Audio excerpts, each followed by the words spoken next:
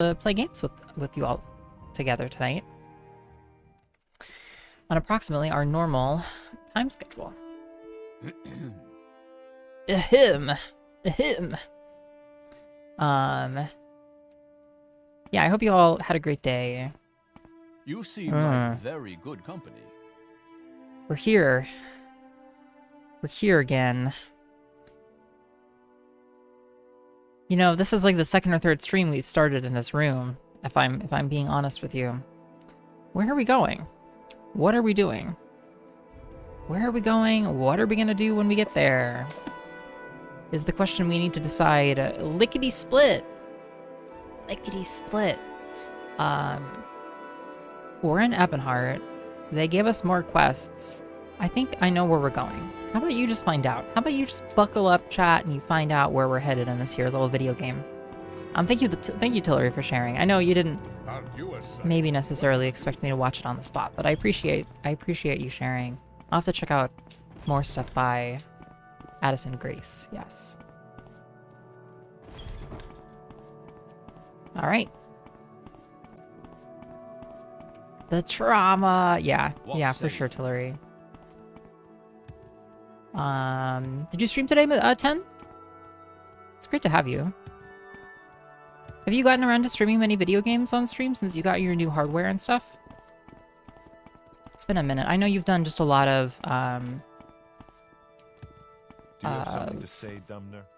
Oh my god, words. Just a lot of game development lately. A lot of isekai cowboy development. That's what I meant to say. Where did you come from, Cotton Eye Joe? Yeah, yeah. Nine Toes is more like it. Where did you come from? Where did you go? Where did you come from? Nine Toes. Well, where did I put... Which is the name of a character in this here video game. The atmosphere is excellent, 10. The atmosphere is fantastic.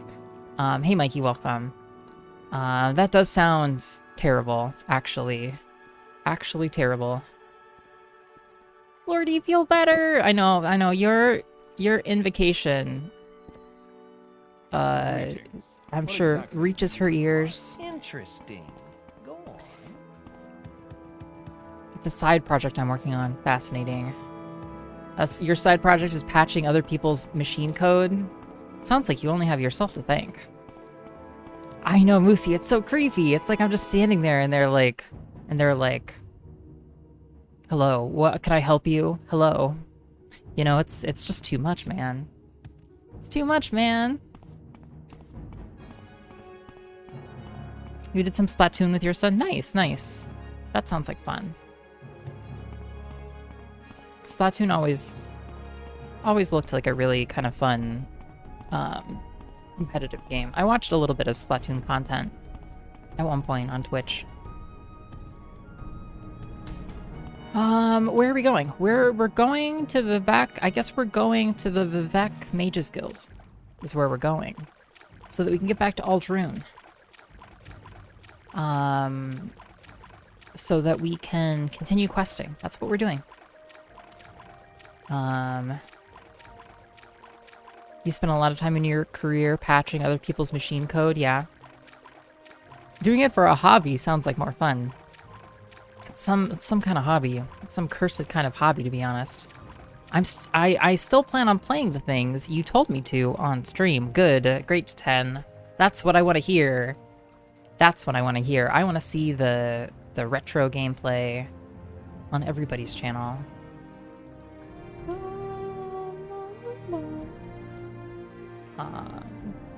No, just time gets away from you. Have you ever noticed that? You ever notice it's just like time gets away from you and you're like, holy crap, I haven't done any of the things I wanted to do. With my seemingly generous calendar. That was today. I woke up and I had a whole bright, beautiful day ahead of me. And I think about the only thing I did was get my printer hooked up to the new Wi-Fi network in my house. That only took me like 2 hours. Actually. Thank you, HB. Thanks. I was looking at the printer and there's a big old sticker on it that's like, this printer will order ink for itself. Sign up today. I was like, what kind of fresh hell is this? that's been unleashed upon us. Got machines that will spend money. It was ridiculous. I had to like pass through. Yo, hey, ahoy there. Welcome to. I had to pass through like 8 different like. No, I don't want to be marketed to interstitials just to get the fucker set up. Now everything else is gonna break. Yeah, it was my bright idea to change ISPs. Now I know what you're saying, but iOS, that's a great idea, and you're right. But All right. it also means that all of the stuff that was connected to my old network is not working so well. Okay, we go up to the top floor. God, my bandwidth sucks. I'm sorry, fam. That sucks to hear. Now everything else is going to break. Yeah, Mikey, yeah.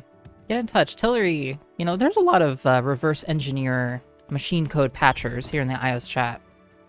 Perhaps even a suspiciously large number. Of a device you have. The firmware is in a read-protected portion of flash memory. Okay, of course. That's built into the processor. You found an exploit to extract it, but the exploit wasn't 100% perfect, so it has holes, right? So you're trying to, like... Well, what kind of holes, I guess? Mikey, I have to ask. You're ready to start being productive about an hour before bed. Yeah, that's when you get that burst of anxiety energy, Moosey. You know, you're like, I really need to make this day count. I can spare a few moments if you care to talk. Like, curse me and my decisions. Yeah, I feel that. iios! Oh, hey, Peter Shoes. How's it going? You make your own ink, Doom? How? How do I make my own ink? Greetings. Because my ink wants to buy ink. I'm sorry, my printer wants to buy ink of its own accord, which is some kind of scary. Of course, it'll only order the official ink. Well, the non-official ink simply wouldn't work, Delta. Ordering unofficial ink. Ha, I say. So we got sent here to get some scrib jelly. We need 5. I don't have enough. Kind of blows.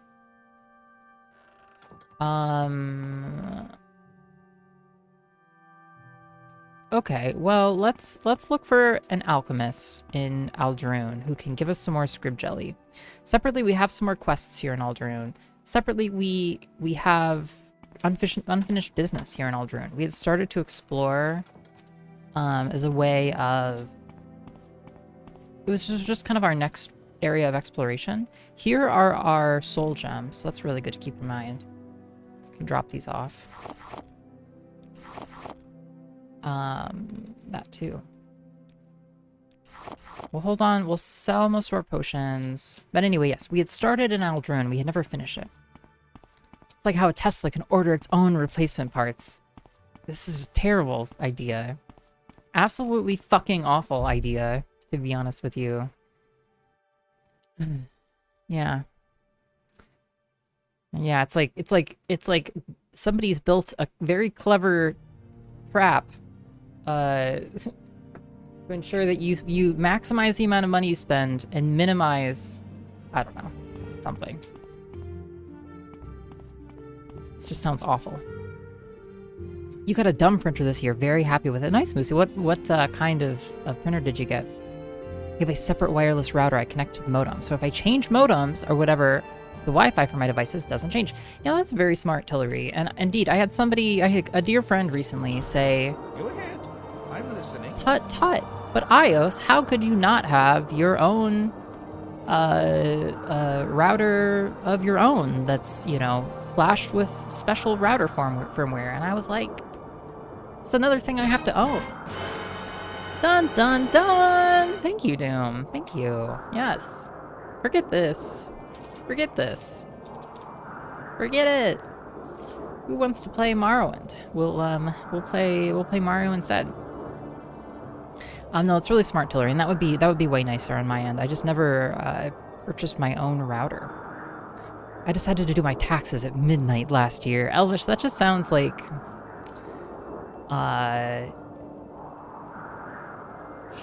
Yeah, you know, it's fine. You know, you're grooving, you're jamming, you pour a little wine, Elvish, you know, get a little tipsy, You do your taxes. No, who's gonna, you know, nobody's gonna double check, you know? Yeah. You know, taxes, it's just like homework that the government makes you do. You know, ridiculous.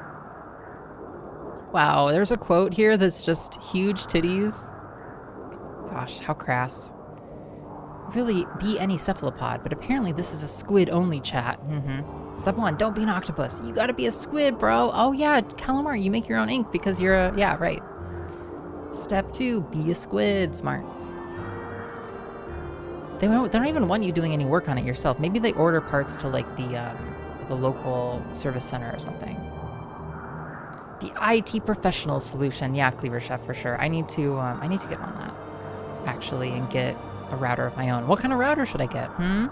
Router havers of the chat. What kind of router? Our routers are good, I guess. Hey Valandar, welcome. Yeah, absolutely, Delta. Absolutely. No, it was like the amount of like salesmanship happening around fucking ink was insane, actually. A Brother black and white laser printer. Nice. Powder instead of ink. Fascinating, Lucy. Fascinating. Cool. Very cool. Thank you, everybody, for your points for the VIP Again challenge. Nebulous, thank you for being here. It's great to see you. How's it going? Welcome, Pink Shoes. We're gonna get out of Morrowind here and go play Morrowind, like Bloggerblog said. Tut tut, how do you not have 10 routers, each with their own subnets and software-defined networking stack, and 50 firewalls? Games called Lisa, or I don't know, anything. It's great to have you all. We're gonna play some more Morrowind. Oh, thank God. Thank you, Doom Calamari, for redeeming, the Kaizo level earlier. Gotta get that out of our system now before bed. Thanks everybody for watching Super Mario Super Show. That was episode 25. 25 big old episodes. Ahoy there. Hey Claire, welcome. Oh, what a time. What an experience. It's a hard level. Hey, welcome, Sabad. Well, we are in a place called Ald'ruhn, here in the world of Vardenfell. Or rather, the island of Vardenfell, within the province of Morrowind. L2_Ain has an extra special video for us to watch, Scully. Keep them coming. Yeah, just keep those same 4,000 channel points coming, Delta. Thing that happened. I'm glad I thought it was like the whole toy. The whole chew toy in the kid's mouth, and I was like, oh my God, it's probably terrible. Just leave him like that, yeah.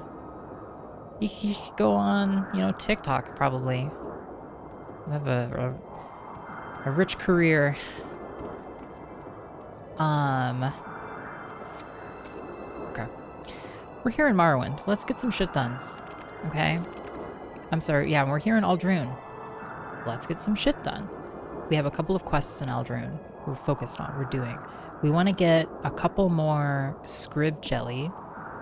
I think we need 2 more. We have 3.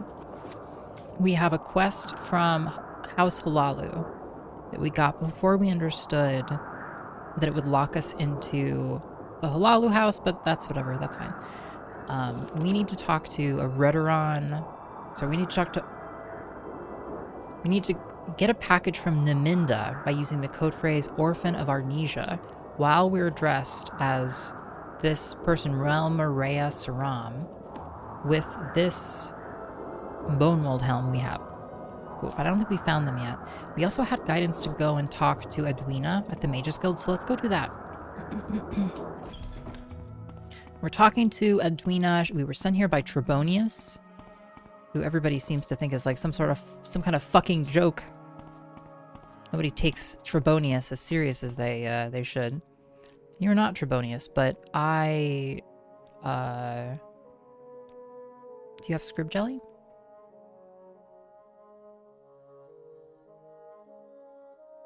You don't. That's okay. We can go get scrib jelly in Nisus here a little later.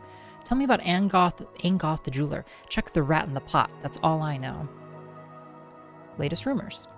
People seem tired lately. Everybody is talking about it, giving all sorts of excuses. The weather, noise, overwork, worries. But you also hear some people talking quietly about having bad dreams. You know the temple doesn't want to hear that stuff, and folks keep it to themselves, but it would explain a lot. We're gonna take these This is unexpected. incredibly Not cheap unwelcome. conjuration Go ahead. levels. So the nice thing about training levels is that it gives us additional level up multiplier. So like here, this bar tracks every time you get so many stat increases, you get progress toward a level up. And the amount, and like at level up, you can increment your like core attributes, I guess. The amount that you can increment them though is based on what skills you've leveled up over the course of that level. This is a long way of saying that by training, we can get better multipliers. I mean, no, he's no biggest dickus, certainly not. But he could be, Delta, but he could be. Trombonius is really a champ for sticking with his name that long. It should be. Nekuleftingtha. You can get there by going around the mountains near Suran and heading northeast along the Foyada Nadanat. Or you can start in Molag Mar and head northwest towards Mount Kand. Go north around Mount Kand and along the north side of the Foyada. Trebonius. The Guildmaster? Well, he's certainly a powerful battle mage, but what has he accomplished?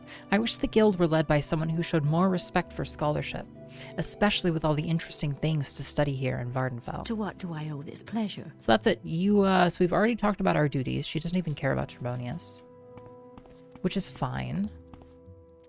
Yo, whoa. Meat on that bone. You take this home, throw it in a pot, add some broth, a potato. Baby, you got stew going. Hell yeah, movie. Like my money back. Will to World can't have their money back. Hey. Nope. Go ahead. I'm listening. Nope. Sure as hell can't, movie. But you sure can come hang out with us. It's great to see, movie. Are you feeling better? I hope you're not feeling ill anymore. Okay, we're gonna keep sweeping the outer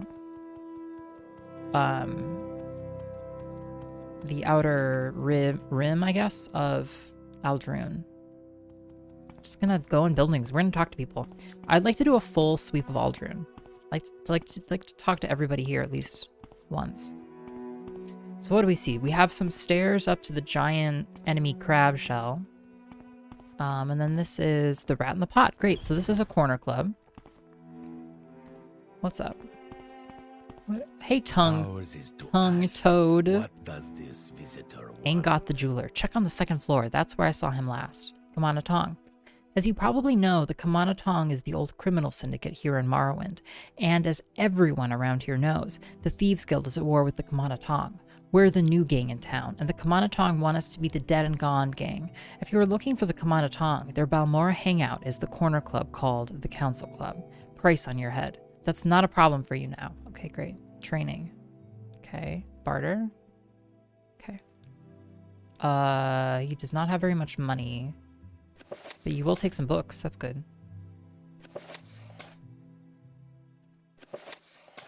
Of course, we don't get a very good multiplier for selling these to him. Because it's like also, I think we get more money from people we're have better influence with, essentially.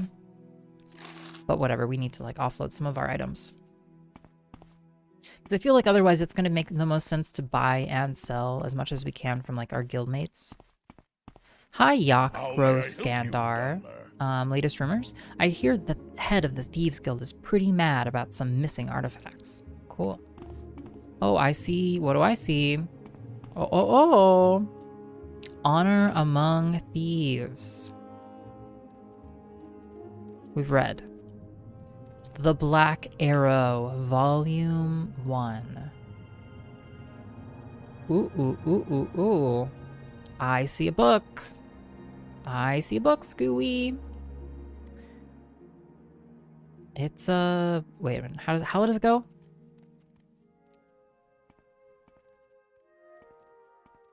Black Arrow, Volume 1. Take a look. It's in a book. A reading rainbow. Singing is hard. A ringing rainbow. Rainbow.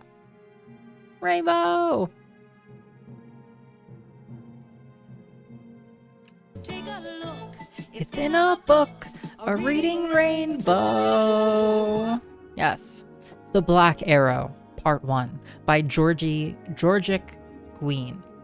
I was young when the Duchess of Woda hired me as an assistant footman at her summer palace. My experience with the ways of the titled aristocracy was very limited before that day. There were wealthy merchants, traders, diplomats, and officials who had large operations in Ald'ruhn and ostentatious palaces for entertaining, but my relatives were all far from those social circles. There was no family business for me to enter when I reached adulthood, but my cousin heard that an estate far from the city required servants. It was so remotely located that there were unlikely to be many applicants for the positions. I walked for 5 days into the jungles of Valenwood before I met a group of riders going my direction. They were 3 Bosmer men, 1 Bosmer woman, 2 Breton women, and a Dunmer man, adventurers from the look of them. "Are you also going to Moliva?" asked Prolissa, one of the Breton women, after we had made our introductions. "I don't know what that is," I replied. "I'm seeking a domestic position with the Duchess of Woda." "We'll take you to her gate," said the Dunmer Misun Akin, pulling me up to his horse. "But you would be wise not to tell her grace that students from Moliva escorted you, not unless you don't really want the position in her service." Akin explained himself as we rode on. Moliva was the closest village to the Duchess's estate, where a great and renowned archer had retired after a long life of military service. His name was Hiomaste, and though he was retired, he had begun to accept students who wished to learn the art of the bow. In time, when word spread of the great teacher, more and more students arrived to learn from the master.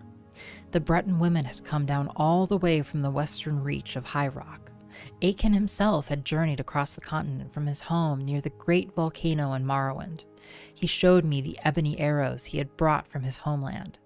I had never seen anything so black. This is the Black Arrow. This just feels so familiar, though. "From what we've heard," said Kopale, one of the Bosmer men, "the Duchess is an imperial whose family has been here even before the empire was formed, so you might think that she was accustomed to the common people of Valenwood. Nothing could be further from the truth. She despises the village, and the school most of all. I suppose she wants to control all the traffic in her jungle," laughed Prolissa. "Can't blame her." I accepted the information with gratitude and found myself dreading more and more my first meeting with the intolerant Duchess. My first sight of the palace through the trees did nothing to assuage my fears. It was nothing like any building I had ever seen in Valenwood. A vast edifice of stone and iron with a jagged row of battlements like the jaws of a great beast. Most of the trees near the palace had been hewn away long ago. I could only imagine the scandal that must have caused, and what fear the Bosmer peasants must have had of the Duchy of Woda to have allowed it. In their stead was a wide gray-green moat circling in a ring around the palace, so it seemed to be on a perfect, if artificial, island. I had seen such sights and tapestries from High Rock in the Imperial Province, but never in my homeland. "There will be a guard at the gate, so we'll leave you here," said Aiken, stopping his horse in the road. "It'd be best for you if you weren't damned by association with us." I thanked my companions and wished them good luck with their schooling. They rode on, and I followed on foot. In a few minutes' time, I was at the front gate, which I noticed was linked to tall and ornate railings to keep the compound secure. What's still approximately 80 delta? When the gatekeeper understood that I was there to inquire about BPM, yeah. Oh, it might be stuck. It's not, no, there it goes. I was there to inquire about a domestic position. He allowed me past and signaled to another guard across the open lawn to extend the drawbridge and allow me to cross the moat. I honestly, if I've learned anything from this heart rate monitor, it's that my heart rate runs quite high. There was one last security measure, the front door. An iron monstrosity with the Woda coat of arms across the top, reinforced by more strips of iron and a single golden keyhole. The man standing guard unlocked the door and gave me passage into the huge, gloomy, gray stone palace. Yeah, how do we feel about the heart rate monitor? I don't know, while we're chilling here and I'm reading this, yeah, I don't know. I've always liked it a lot, so I don't ever mind putting it on. And I've always liked that feature on other streams. Yeah, but I don't know if, did people even notice it? Her Grace greeted me in her drawing room. She was thin and wrinkled like a reptile, cloaked in a simple red gown. It was obviously that she never smiled. It was obvious. Our interview consisted of a single question. Do you know anything about being a junior footman in the employment of an imperial noblewoman? Her voice was like ancient leather. No, Your Grace. Good.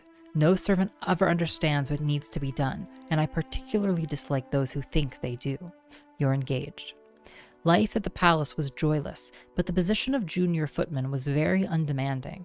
I had nothing to do on most days except to stay out of the Duchess's sight. At such times, I usually walked 2 miles down the road to Moliva. In some ways, there was nothing special or unusual about the village.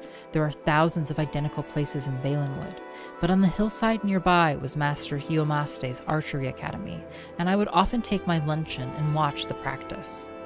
Prolissa and Aiken would sometimes meet me afterwards. With Aiken, the subjects of conversation very seldom strayed far from archery. Though I was very fond of him, I found Prolissa a more enchanting companion, not only because she was pretty for a Breton, but also because she seemed to have interests outside the realm of marksmanship. Assuage? No, I actually was curious, but Dick, I was literally sitting here and being like, I don't know, is it assuage or assuage? Assuage feels right, so I actually appreciate that. It's very consistent and fades into the background, yeah. But it spikes upwards during intense boss fights. Yeah, I could change the color. I could totally change the color and have it be more visible. Yeah, it is the kind of thing where it's rare that it's like actually like 100+ or whatever. L2_Rain has a very special video for us to watch Scooey. The thing isn't even, you have the points. The thing isn't even off cooldown. Unless it's something I can put on in the background.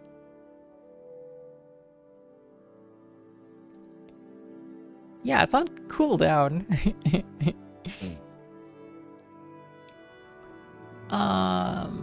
There's a circus in High Rock I saw when I was a little girl, called the Quill Circus, she said, during one of our walks through the woods. I'm in love with your all caps username, Mangort. Never change. Never change. You know, it's like screaming at you. It's like, Mangort! You know? She said during one of our walks through the woods, they've been around for as long as anyone can remember. You have to see them if you ever can. They have plays and sideshows, and the most amazing acrobats and archers you've ever seen. That's my dream, to join them someday when I'm good enough. How will you know when you're a good enough archer? I asked. She didn't answer, and when I turned, I realized that she had disappeared. I looked around bewildered until I heard laughter from the tree above me. She was perched on a branch, grinning. I may not join as an archer. Maybe I'll join as an acrobat, she said. Or maybe as both. I figured that Valenwood would be the place to go to see what I could learn. You've got all those great teachers here to imitate in the trees here. Those ape men. She coiled up, bracing her left leg before springing forward on her right. In a second, she had leapt across to a neighboring branch. I found it difficult to keep talking to her. The Imga, you mean? I stammered. Aren't you nervous up at that height? It's a cliche, I know, she said, jumping to an even higher branch. But the secret is not to ever look down. Would you mind coming down? I probably should anyhow, she said. She was a good 30 feet up now, balancing herself, arms outstretched, on a very narrow branch. She gestured toward the gate, just barely visible on the other side of the road. This tree is actually as close as I want to get to your Duchess's palace. I held back a gasp as she dove off the branch, somersaulting until she landed on the ground, knees slightly bent. That was the trick, she explained, anticipating the blow before it happened. I expressed to her my confidence that she would be a great attraction at the Quill Circus. Of course, I know now that never was to be. On that day, as I recall, I had to return early. It was one of the rare occasions when I had work of a sort to do. Whenever the Duchess had guests, I was to be at the palace. That is not to say that I had any particular duties, except to be seen standing at attention in the dining room. The stewards and maids worked hard to bring in the food and clear the plates afterwards, but the footmen were purely decorative, a formality. But at least I was an audience for the drama to come. Yeah, absolutely, Austin. Yeah, it's not distinct enough. That makes sense. Yeah. I don't know, I feel like maybe it's like for certain content, it's more fun. Dular Grow Buzzga. But like Morrowind is like such a like chill kind of vibe. Join the Mages Guild. Angoth the Jeweler is the one you want. Psych! I'm already in the Thieves Guild. Telon. Your trade. I am a sharpshooter. I make my living as a mercenary, working on short contracts as a caravan guard or expedition escort, or for long-term contracts to nobles or merchants. I have mastered the various marksman weapons and can train you in their use for a modest fee. Your turn to talk. Yeah, that would be great if it was even true. It's very unobtrusive. Yeah, I like to think it's adding some value for the people who see it. But maybe we should just experiment with it. This is unexpected, but not unwelcome. Please go ahead. Hey, Esteril.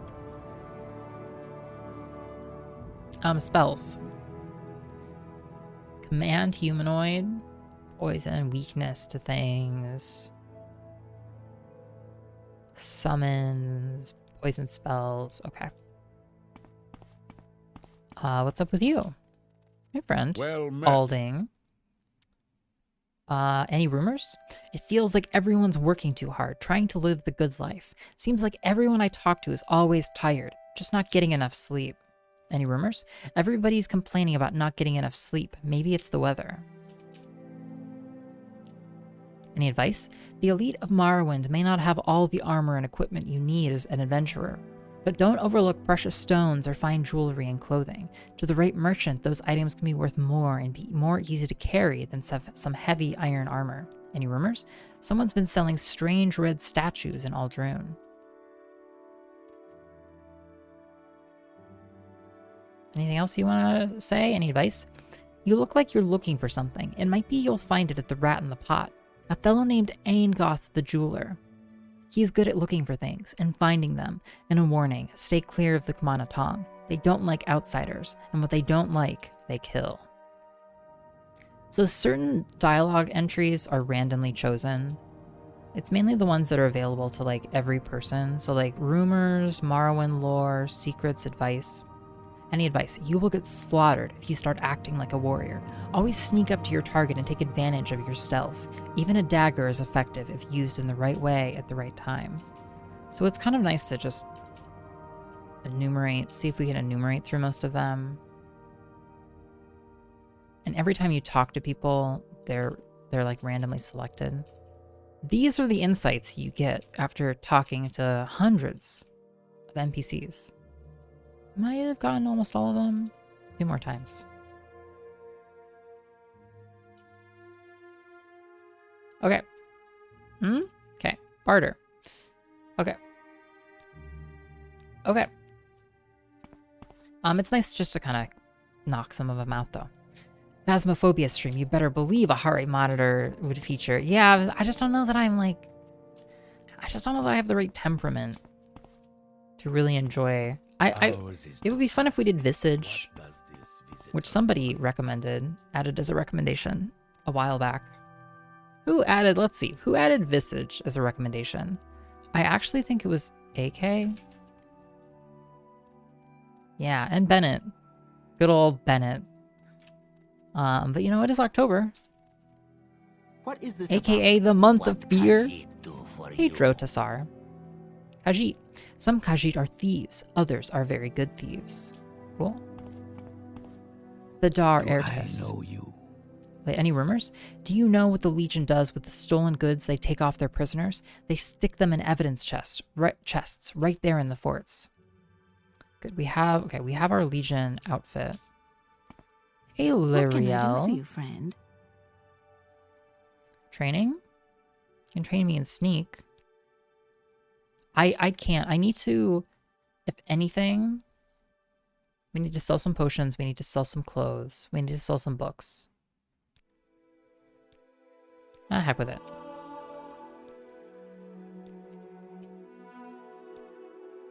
Two, 3, 4. I feel like I can't level up in anything less than increments of 5. As hard as that is on our bank account. Yeah, but that pushes up our agility multiplier. Yeah, I do have to say, I do think Phasmophobia is dumb. Sorry. Not like dumb, but like kind of dumb. It's like, because like I played Phasmophobia once on stream, actually, okay? And it's just like, people are like, oh, now come and... It's like people were like explaining the game mechanics to me, and it was like, oh, go and get your detector and put it here and turn on the light here. And I feel like the game just didn't click for me to the point where I could be afraid of it. Aingoth the Jeweler, look around. Latest rumors. Did you hear that high-ranking Legion officers duel each other for rank? I feel so validated. Yeah, I'm glad. This person sells ash statues. Let's take one. Thanks. I don't know what that's for, but I'll take it. Yeah, welcome, Chains. Good to see you. Even for action and scary games, it seems heart rate stays fairly consistent. That's part of what makes it all the more interesting when it deviates by a wide margin. Yeah, it's through an integration called Pulsoid, which automates a ton. It automates literally everything about getting the data on the screen, but it makes it a little harder to have like hooks, I feel, to like be like, when heart rate changes, fire some different UI. That would be cool. Amnesia would be fun. Amnesia, I have to admit, Amnesia, The Dark Descent was my breaking point with scary games. I played Amnesia for a while, and I got to a point. Okay, let me clarify. I played Amnesia for about an hour, but that was the point where I was like, this is too scary. I don't want to do this, and I like stopped playing horror games. That was my high watermark. Hey Aingoth. Who are you? Can you train me? Big Helende. Go to Cedrith Marat. You'll find Big Helende at Dirty Muriel's Corner Club. It's quite a place. Jobs. I've got a job for you. Something that might add some clink to your pockets. I've heard the Ald'ruhn Guild of Mages has been left unguarded. I want you to get Anna Riren's Devil Tonto. Anna Riren's Devil Tonto. Like I said, my source in the Mages Guild says they'll all be gone for a while. Go in there and take whatever you want, but be sure to bring me Anna Riren's Devil Tonto. Okay. Okay. Let's go rob the place. Seems great. It wants something. What can it do for you? Alien Isolation would be fun to see. Everybody's really gonna be gone at the Mages Guild? What the hell? Yeah, it was really early on. I did not do very much. Victory is at hand. What are you doing here? You must be a thief. Goodbye. What?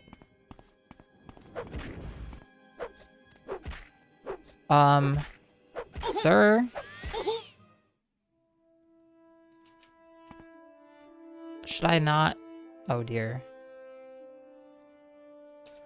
Oh dear. Well.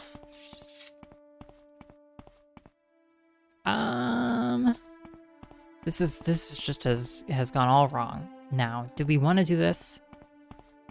Is there anybody else in the building? No, literally everybody is gone. That happened. Could it have been avoided? Right? It's like, is there like a back entrance or something? Could I have snuck in? I just walked in the front door. Why did they assume I'm a thief?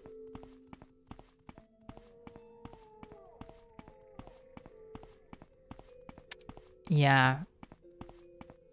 mixing the two seems like a bad idea. Yeah, it's like because it's like two people with very different experience levels. It was the same thing when I played Among Us. I played a couple rounds of Among Us, and I just did not understand. Like the game that has no tutorial or had no tutorial. My victory is at hand. Persuasion? Why must I be a thief? Can we just talk? And I am here to rob them blind, but, you know. What is it? Can this be avoided? Like, what the hell?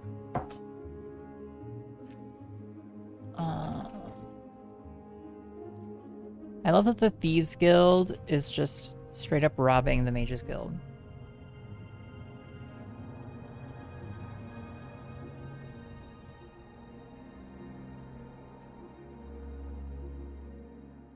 Well, okay. Okay, well, I think it's... Okay. It is... Ugh, okay. Moonpie's so sweet. Okay, well, let's toss on. Here's what we'll do. We'll evoke our Amulet of Shadows. And we'll just sneak on in there.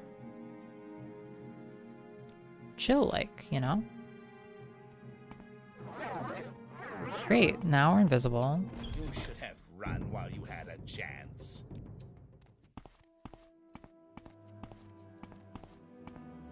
See ya.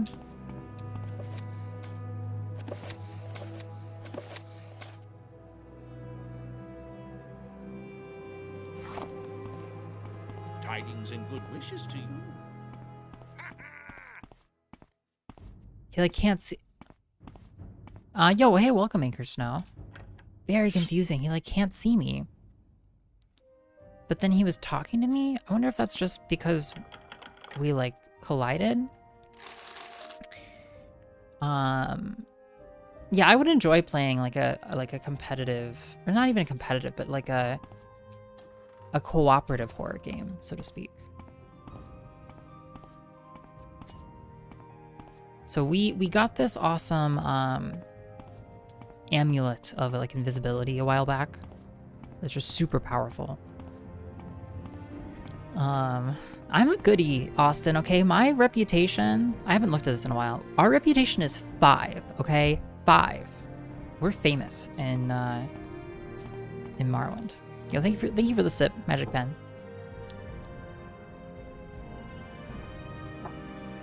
Cheers.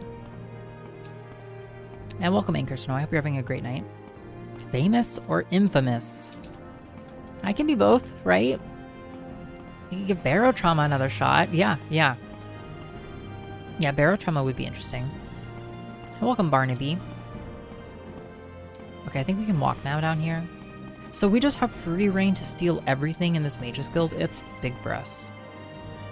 It's very big for us. Okay, I've already stolen these things. That's great. How's it going in Sizzle? I hope you're having a great night. Gosh, I cannot believe we were able to cheese the end of that level in Gracie World.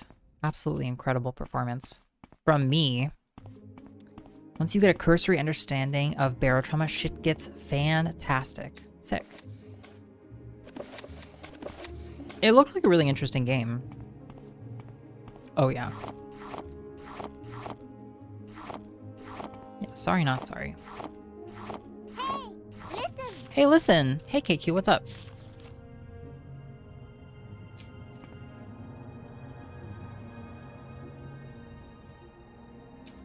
I'm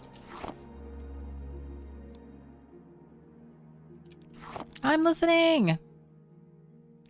Yeah, how's it going, Barnaby? Yeah, that's our mod list. It's just the, Yo, iios community member Rivet just got home from work not too long ago and solved a problem that was a big deal. That's amazing. Congrats, Rivet, on your surely very hard work that went into fixing that problem. I know the sweet, sweet smell of satisfaction when I fix a hard problem.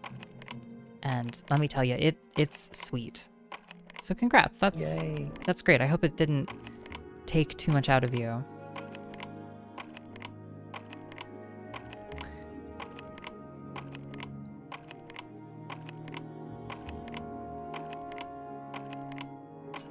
Fuck. Okay. Okay. We can buff. Okay. God damn it. Okay. Yeah, that's huge, actually. Rivet, I hope... Yeah, again, I hope it did not take too much out of you.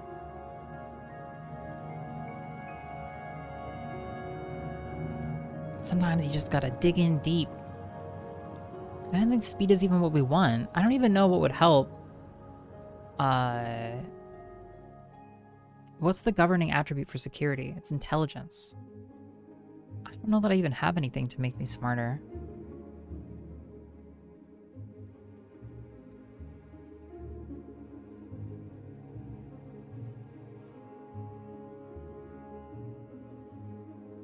Yeah, we don't. That's okay.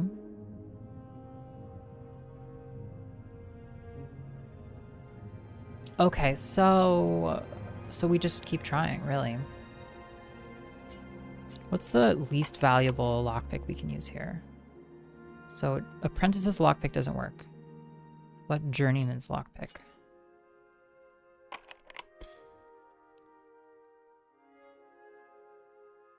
Okay, that's okay. We have the lockpicks. We can make this happen. 2, 3, 4. Okay, there we go. And a Ririn's Devil Tonto. Cool. So you can use your one-handed blade to summon a dagger. Isn't that useless? You use the overhaul graphics mod. Nice, nice, Barnaby. There's you know, I honestly, having never played Morrowind, I wanted to stick with something very, very true to like the original experience. 75. 1, 2, 3, 4, 5, 6, 7, 8, 9, 10, 11, 12, 13, 14, 15, 16, 17, 18, 19, 20, 21.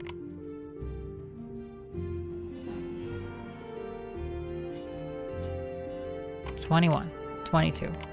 Well, that's probably 23, 24, 25, 26, 27,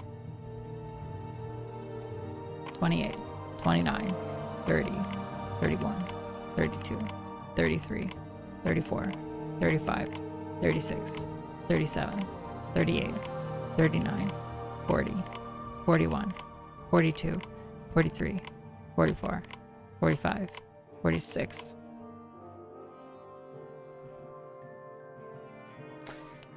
All of my master lockpicks broke. Oh, terrible, rude. Well, this doesn't work for me. I need more lockpicks. Let me go buy some.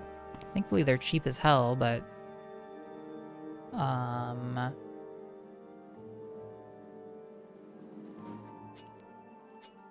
Well. Seems like we just need to get good. We may never know what's in that chest. We may never know. There's another 75 locked one. Yeah, just like take it all. Might as well. I will even take the large Kwama eggs because we have a stash here. So we can literally just like dump everything upstairs. What's in the box? Who knows?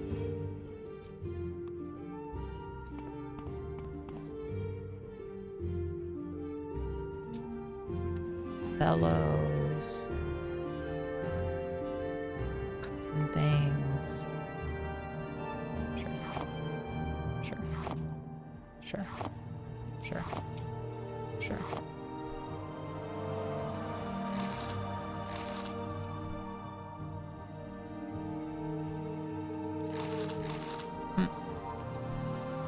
Lock level 100? Well. Wow. Ah, fuck. Well, they'll probably be back now when we come back. Dare we steal gold from the Imperial Church? I suppose we do.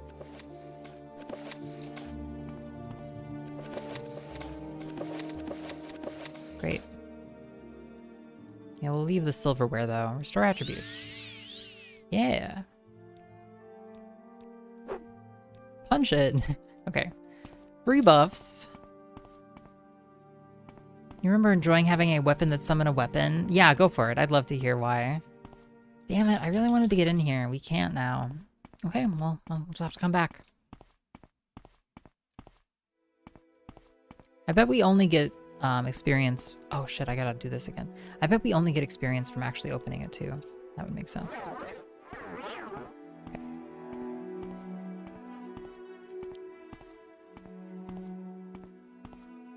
Can I steal from you? What would happen? I can. Can I just do this? What do you think you're... Nothing? It meant not having to repair anything. That makes sense. Do you have to invoke it then? Feels like I would end up invoking it. Maybe if I haven't finished... Who's there? Oh, they can't see me. I'm just a ghost. Okay. Yo, Desi, welcome. Congrats, by the way, Desi, on beating Journey to Silius yesterday. Oh my god, was that a fucking game. Looked like a hell of an experience. It was really cool to see, and I hope the rest of the Wind Waker randomizer went well. It was cool seeing Captain Falcon as the character. Come on, somebody in this club must sell lockpicks. Somebody? Butt pawn in this butt economy? Yes, More likely I'll than you think. What does the Dunmer need? Come on. You? Barter. Yes. God, they're not good enough though. I need master lockpicks. Tidings and good wishes to you, friend. Okay, well, let's just walk through the town a bit here.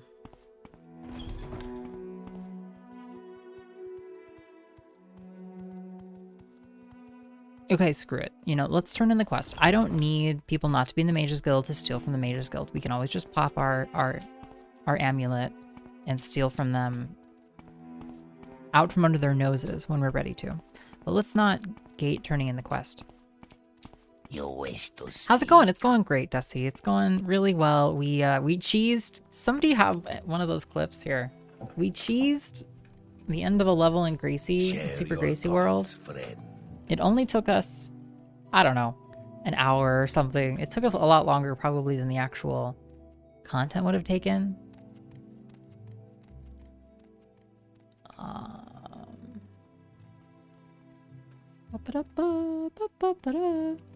Ours is to ask. Easy. What does this visitor want? Easy cheese. Is this the one?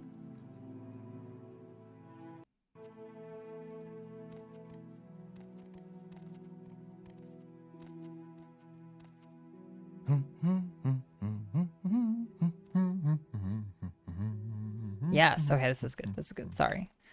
Yeah, just open that up. Go there. Go here. Oh my god. You know, this clip probably doesn't quite give the full context you need to understand, but you know.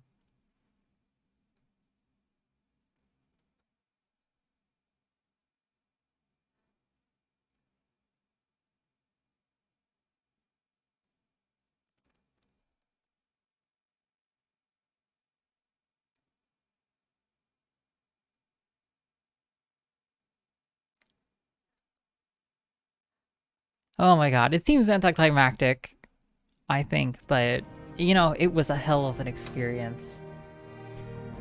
Totally, completely, definitely worth it. Yeah. It was so close to being so sad, it really was. We really just barely squeaked in there.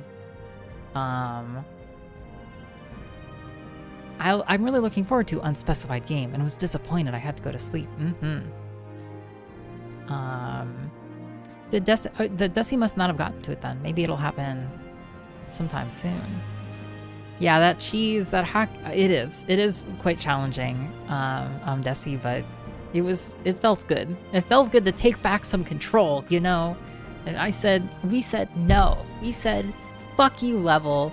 We're gonna play it how we want. And Nara runs Devil Tonto. Did you run into any trouble? Yes, there was a guard. Damn, seems like the Mages Guild always know when we're planning something. Did you get the Devil Tonto? Yes, here it is.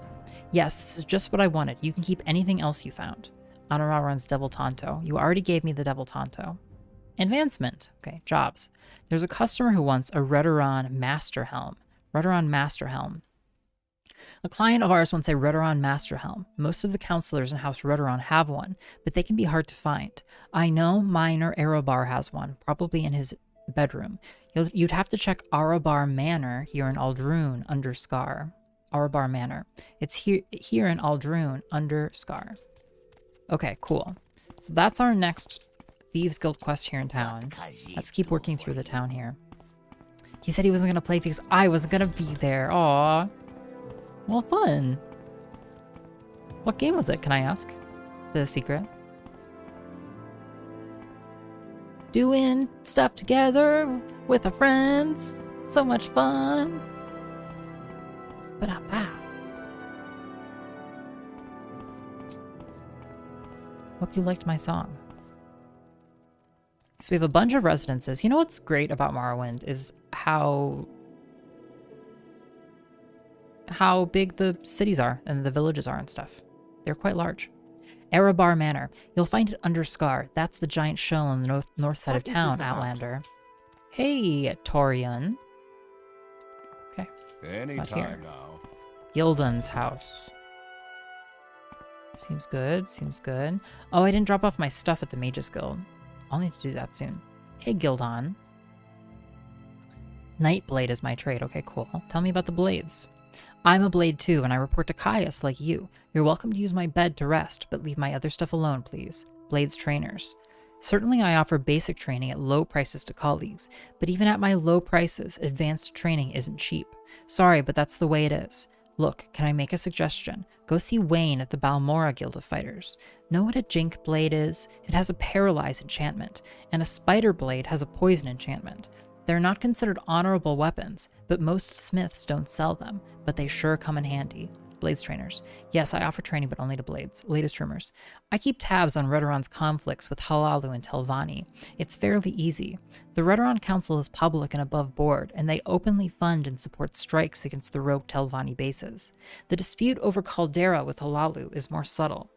Redoran feels it should have jurisdiction over the ebony mines, but Halalu and the Caldera Mining Company outmaneuvered them.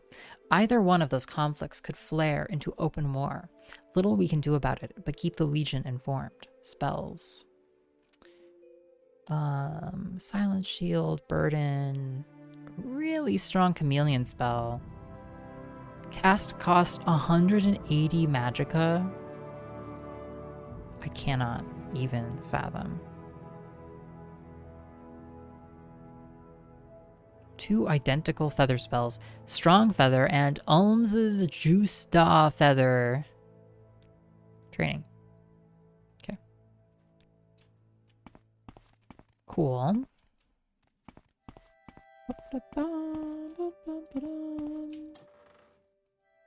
Oops.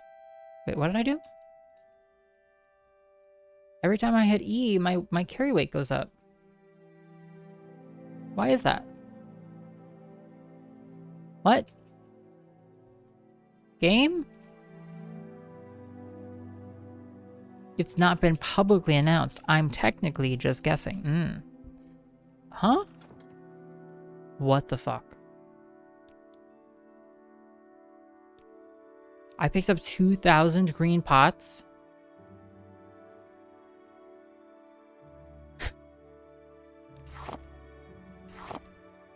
Yeah, let me just put 2,000 green pots on the ground. Oh, okay. I'm just gonna leave that there. I can't imagine that was that intended. Ash yams. The eastern provinces. Yeah, that's a bug. That is a bug. The eastern provinces. Yes, we've read this. Like, holy shit. No, no, no, no. Why do I have 2,142 of these red pots now?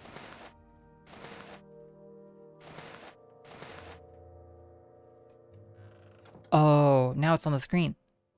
Now it's on my cursor. Oh. Okay. Oh, okay. A little bit broken there. A little bit buggy and broken there, game. It's still on my cursor. Exit.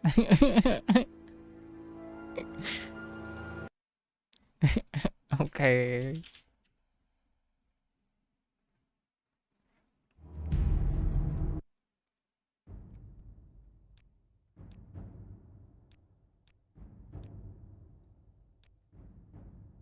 It persists. Jesus. Okay. It's still on my cursor. Ah, get it off. Yikes. Do I know you? All right, good to know. Don't spam the take button on containers. Sometimes it will bug out and not let you take the thing. Okay. Blades trainers, latest rumors. Okay, goodbye. Anything else actually down here? It was like, yeah, it's like one of those those fairy tales. One of those fables, you know? And then the elves came. And when she awoke, all her work had been done.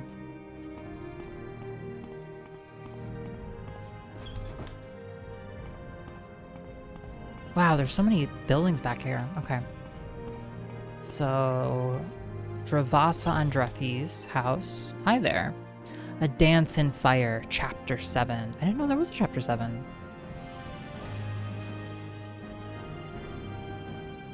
Yo, sick. We haven't seen this one.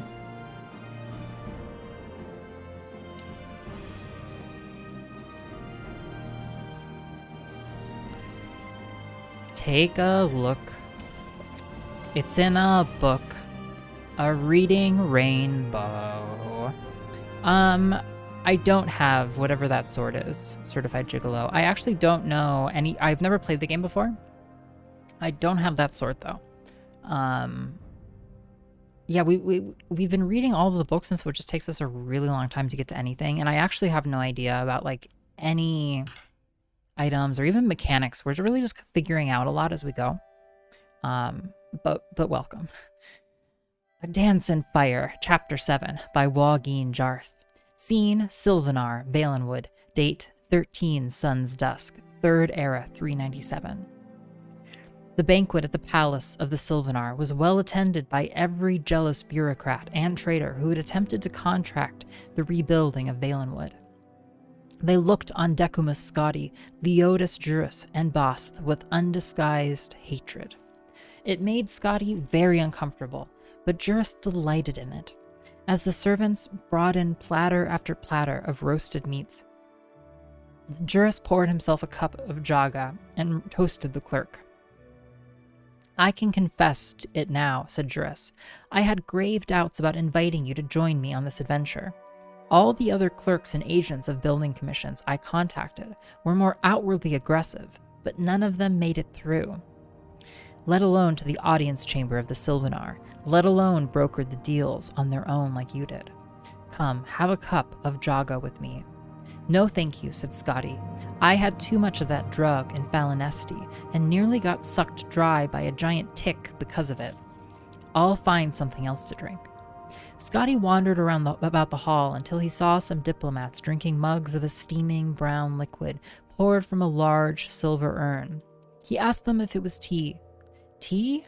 Made from leaves? Scoffed the first diplomat. Not in Valenwood. This is rot meth. Wait. It's like hyper meth? We were talking yesterday about the perils of turbo weed. Yeah, turbo weed on our city streets. It's more likely than you think. Yeah, sucked him right dry, Tessie. Scotty poured himself a mug and took a tentative sip. It was gamey, bitter and sugared, and very salty.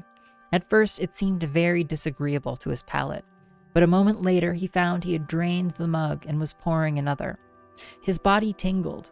All of the sounds in the chamber seemed oddly disjointed, but not frighteningly so. "So you're the fellow who got the Sylvanar to sign all those contracts," said the second diplomat. "That must have required some deep negotiation." Not at all. Just a little basic understanding of mercantile trading," grinned Scotty, pouring himself a third mug of rot meth. "The Sylvanar was very eager to involve the Imperial State with the affairs of Valenwood. I was very eager to take a percentage of the commission. With all that blessed eagerness, it was merely a matter of putting quill to contract, bless you." "You have been in the employ of His Imperial Majesty very long?" asked the first diplomat. "It's a bite, or rather, a bit more complicated than that in the Imperial City. Between you and me, I don't really have a job. I used to work for Lord Atreus and his building commission, but I got sacked. And then the contracts are from Lord Vanek and his building commission, because I got them from this fellow Reglius, who is a competitor, but still a very fine fellow, until he was made dead by those Khajiit." Scotty drained his fifth mug. Yeah, it's cute, Tilted, but it requires 3 distinct people. "When I go back to the Imperial City, then the real negotiations can begin, bless you. I can go to my old employer and to Lord Vanek and say, 'Look here, you, which one of you wants these commissions?' And they'll fall over each other to take them from me. It will be bidding war for my percentage. It's in a book, a reading rainbow. It will be bidding war for my percentage, the likes of which no one, nowhere, has never seen." "So you're not a representative of His Imperial Majesty the Emperor?" asked the first diplomat. "Didn't you hear what I said? You stupid?" Scotty felt a surge of rage, which quickly subsided. He chuckled and poured himself a 7th mug. "The building commissions are privately owned, but they're still representatives of the Emperor. So I'm a representative of the Emperor, or I will be, when I get these contracts in. It's very complicated. I can understand why you're not following me. Bless you, it's all like the poet said, a dance in fire, if you will. The illusion that is to say, illusion. Very eager to involve the state with Valenwood, and that Wood was eager to indulge his every request. Our character Scotty here has been on a journey over the course of this plotline. This is perhaps one of the best book series, actually. He's gotten up to some no good. "And your colleagues, are they representatives of the Emperor?" asked the second diplomat. Scotty burst into laughter, shaking his head. The diplomats bade him their respects and went to talk to the minister. Scotty stumbled out of the palace and reeled through the strange organic avenues and boulevards of the city. It took him several hours to find his way to Prethala Hall and his room. Once there, he slept, very nearly on his bed. The next morning, he woke to Juris and Bast in his room, shaking him. He felt half asleep and unable to open his eyes fully, but otherwise fine. The conversation with the diplomats floated in his mind in a haze, like an obscure childhood memory. Hey, welcome, Shiba and Inu. They actually do, yeah. Morrowind has some fantastic stories. This is one of the best. This series of books called A Dance in Fire, one of the best. People talk about Woggy and Jarth. Got all the Jarth heads in chat, you know. "What in Mara's name is rot meth?" he asked quickly. "Rancid, strongly fermented meat juices with lots of spices to kill the poison," smiled Both. "I should have warned you to stay with Jaga." "You must understand the meat mandate by now," laughed Juris. "These Bosmeri would rather eat each other than touch the fruit of the vine or the field." "What did I say to those diplomats?" cried Scotty, panicking. "Nothing bad, apparently," said Juris, pulling out some papers. "Your escorts are downstairs to bring you to the Imperial Province. Here are your papers of safe passage. The Sylvanar seems very impatient about business proceeding forward rapidly. He promises to send you some sort of rare treasure when the contracts are fulfilled. See, he's already given me something. Yeah, the Bosmeri would rather eat each other than touch the fruits of the vine or the field. Juris showed off his new bejeweled earring, a beautiful, large, faceted ruby. Bost showed that he had a similar one. The two fat fellows left the room so Scotty could dress and pack. A full regiment of the Sylvanar's guards was on the street in front of the tavern. They surrounded a carriage crested with the official arms of Valenwood. Still dazed, Scotty climbed in, and the captain of the guard gave the signal. They began a quick gallop. Scotty shook himself and then peered behind. Bost and Juris were waving him goodbye. "Wait," Scotty cried. "Aren't you coming back to the Imperial province too?" "The Sylvanar asked that we stay behind as Imperial representatives," yelled the Otis Juris, "in case there's a need for more contracts and negotiations. He's appointed us undrape, some sort of special honor for foreigners at court. Don't worry, lots of banquets to attend. You can handle the negotiations with Vanek and Atreus yourself, and we'll keep things settled here." Juris continued to yell advice about business, but his voice became indistinct with distance. Soon it disappeared altogether as the convoy rounded the streets of Sylvanar. The jungle loomed suddenly, and then they were in it. Scotty had only gone through it by foot or along the rivers by slow-moving boats. Now it flashed all around him in profusions of greens. The horses seemed even faster moving through underbrush than on the smooth paths of the city. None of the weird sounds or dank smells of the jungle penetrated the escort. It felt to Scotty as if he were watching a play about the jungle, with a background of a quickly moving scrim, which offered only the merest suggestion of the place. So it went for 2 weeks. There was lots of food and water in the carriage with the clerk, so he merely ate and slept as the caravan pressed endlessly on. From time to time, he'd hear the sound of blades clashing, but whenever he looked around, whatever had attacked the caravan had long since been left behind. At last, they reached the border, where an imperial garrison was stationed. Scotty presented the soldiers who met the carriage with the papers. They asked him a barrage of questions that he answered monosyllabically, and then let him pass. It took several more days to arrive at the gates of the imperial city.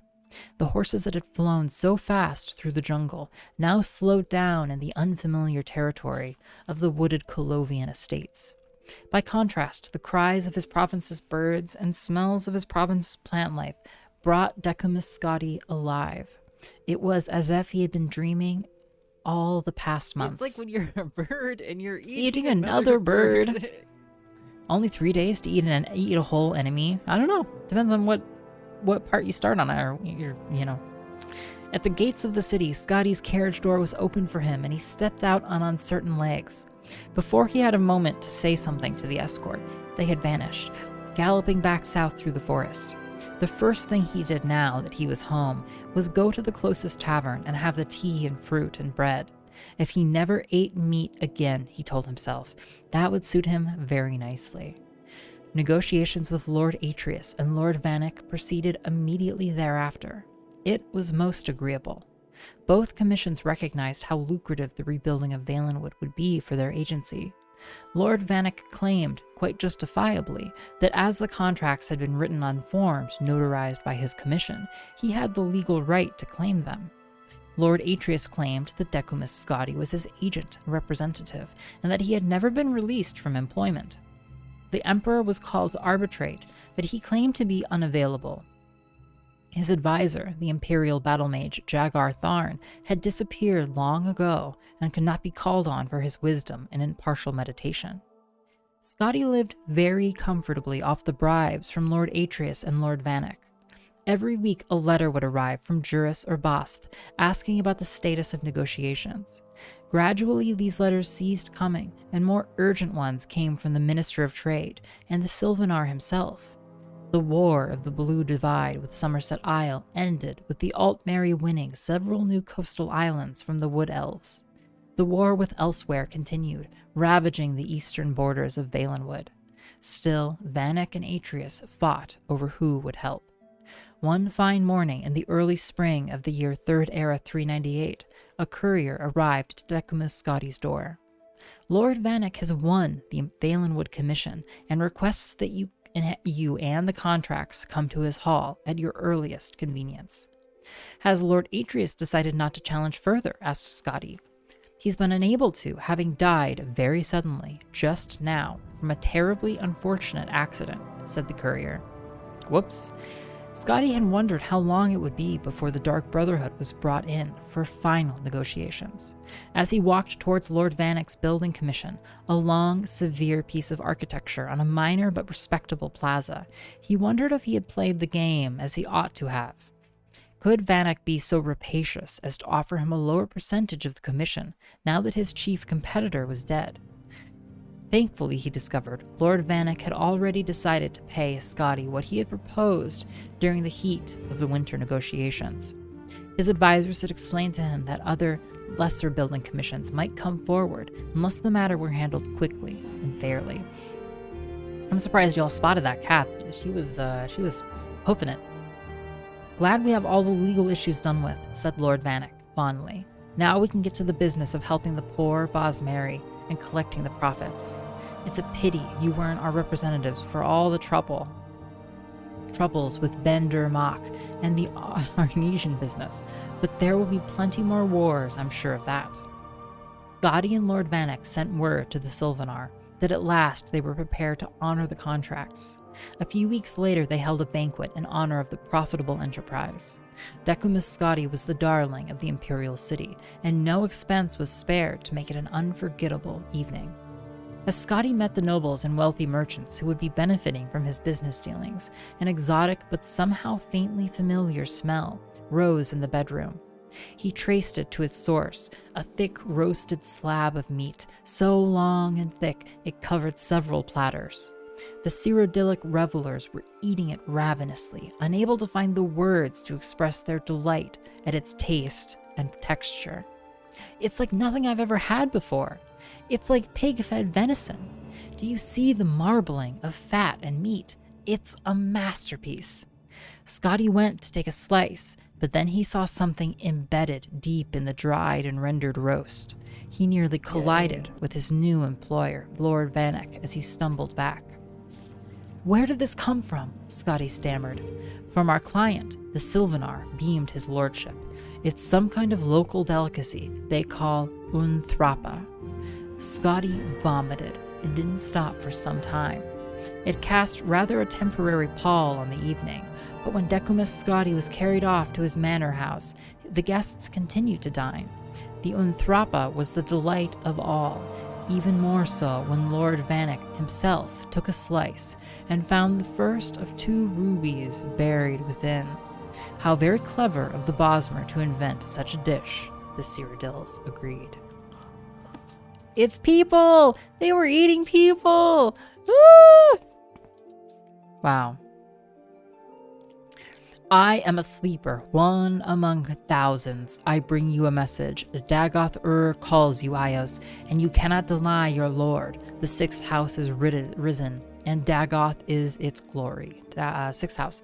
The 6th house, the sleeping house, House Dagoth, the house of Lord Dagoth, the true house, the one house to welcome all true Dunmer and drive the Enwa from our land. Rejoice and join us.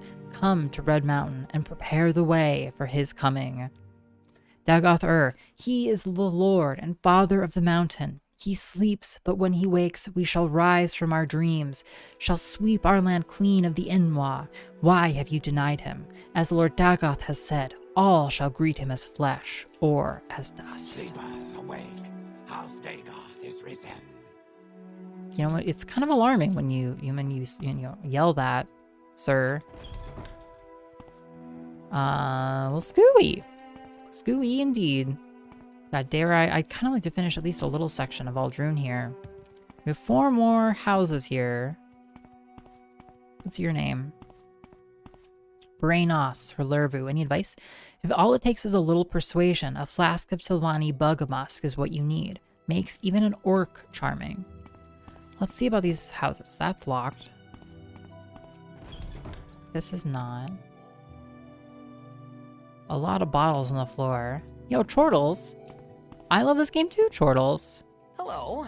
I don't know if I can help you, but all right. I'll try. This is another new entry of A Dance in Fire. And you know what? That is how we will begin our stream next time on twitch.tv/iios. Thank you all for being here. We're going to pick somebody to raid.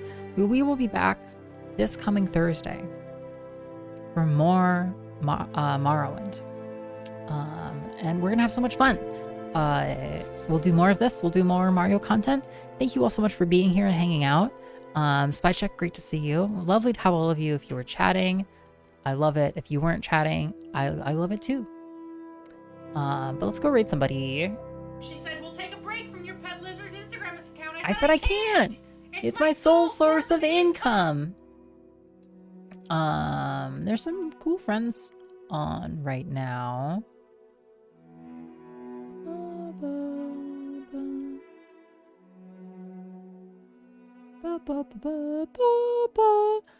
We're gonna raid somebody who I'm deciding right now. Yes, we are. Let's do this. Let's go say hi to Sir Wetbeard. I haven't hung out in Sir Wetbeard's chat too much, but I know I've seen Sir Wetbeard in a bunch of different Kaizo channels. Sir Wetbeard does Kaizo. It's playing Invictus. Looks like they're on the final boss of Invictus. Very exciting. Thank you so much, Trappy, for hanging out. Thanks for our flower crown this evening. Thank you everybody for destroying the VIPs. The VIP menace was ended. Till next time. Hey, Mr. Sarah. Thanks for saying hi. Have a great night, everybody. I'll see you in a couple of days. Let's hang out and cheer on Sir Wetbeard. It's good. You gotta treat yourself. A wonderful Daddy Doug out there. It's great to have you here in the live experience. You know, the good stuff, the concentrated content. I'm gonna keep putting stuff up on YouTube, one video at a time. But in the meantime, yeah, catch up with us here. You related the Moby sadness to cat holes. Oh yes. Oh. Vegan eggplants and cat holes. Big fine minutes. Inscrutable. It's inscrutable. Hey, welcome, KQ. You know, so good to see you. Happy Thursday. A to the Q. Hey, look at all the friends here. Welcome back. Welcome back to another, another beautiful set of hours spent in this here game. I almost just don't even want to take off right away. Ham and egg are too late, already tired and already in bed. You know, again, I think I've told you this, Ham, but I always imagine you wearing like a cap, like a bed cap, you know? Like, it's just like the dad in Don't Wake Daddy, the board game.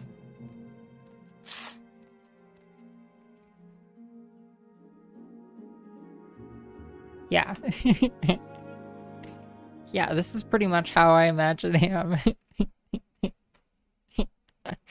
is pretty much it. Yeah. Is that what you mean? Ham? Already in bed. Got your nightcap on. Yeah, just like that emote. Precisely. Underrated emote. Night before Christmas MF'er. Yeah, he's like fucking Scrooge. But it's Ham. Sitting in there in bed. He's like, humbug. Yeah, if you don't follow Ham and Nigger is great. Ham and Nigger is recently playing Majora's Mask. Bravely. brave Sir Ham and Nigger playing Majora's Mask. Despite immense pain and suffering in the process. Oh yeah, there was a book in here. We left. There was a book, and I was like, I can't read that book. But now I can. Now we can read it. A Dance in Fire, Chapter 2. You have gained knowledge from this book. Your block skill increased to 35. Well, happy day.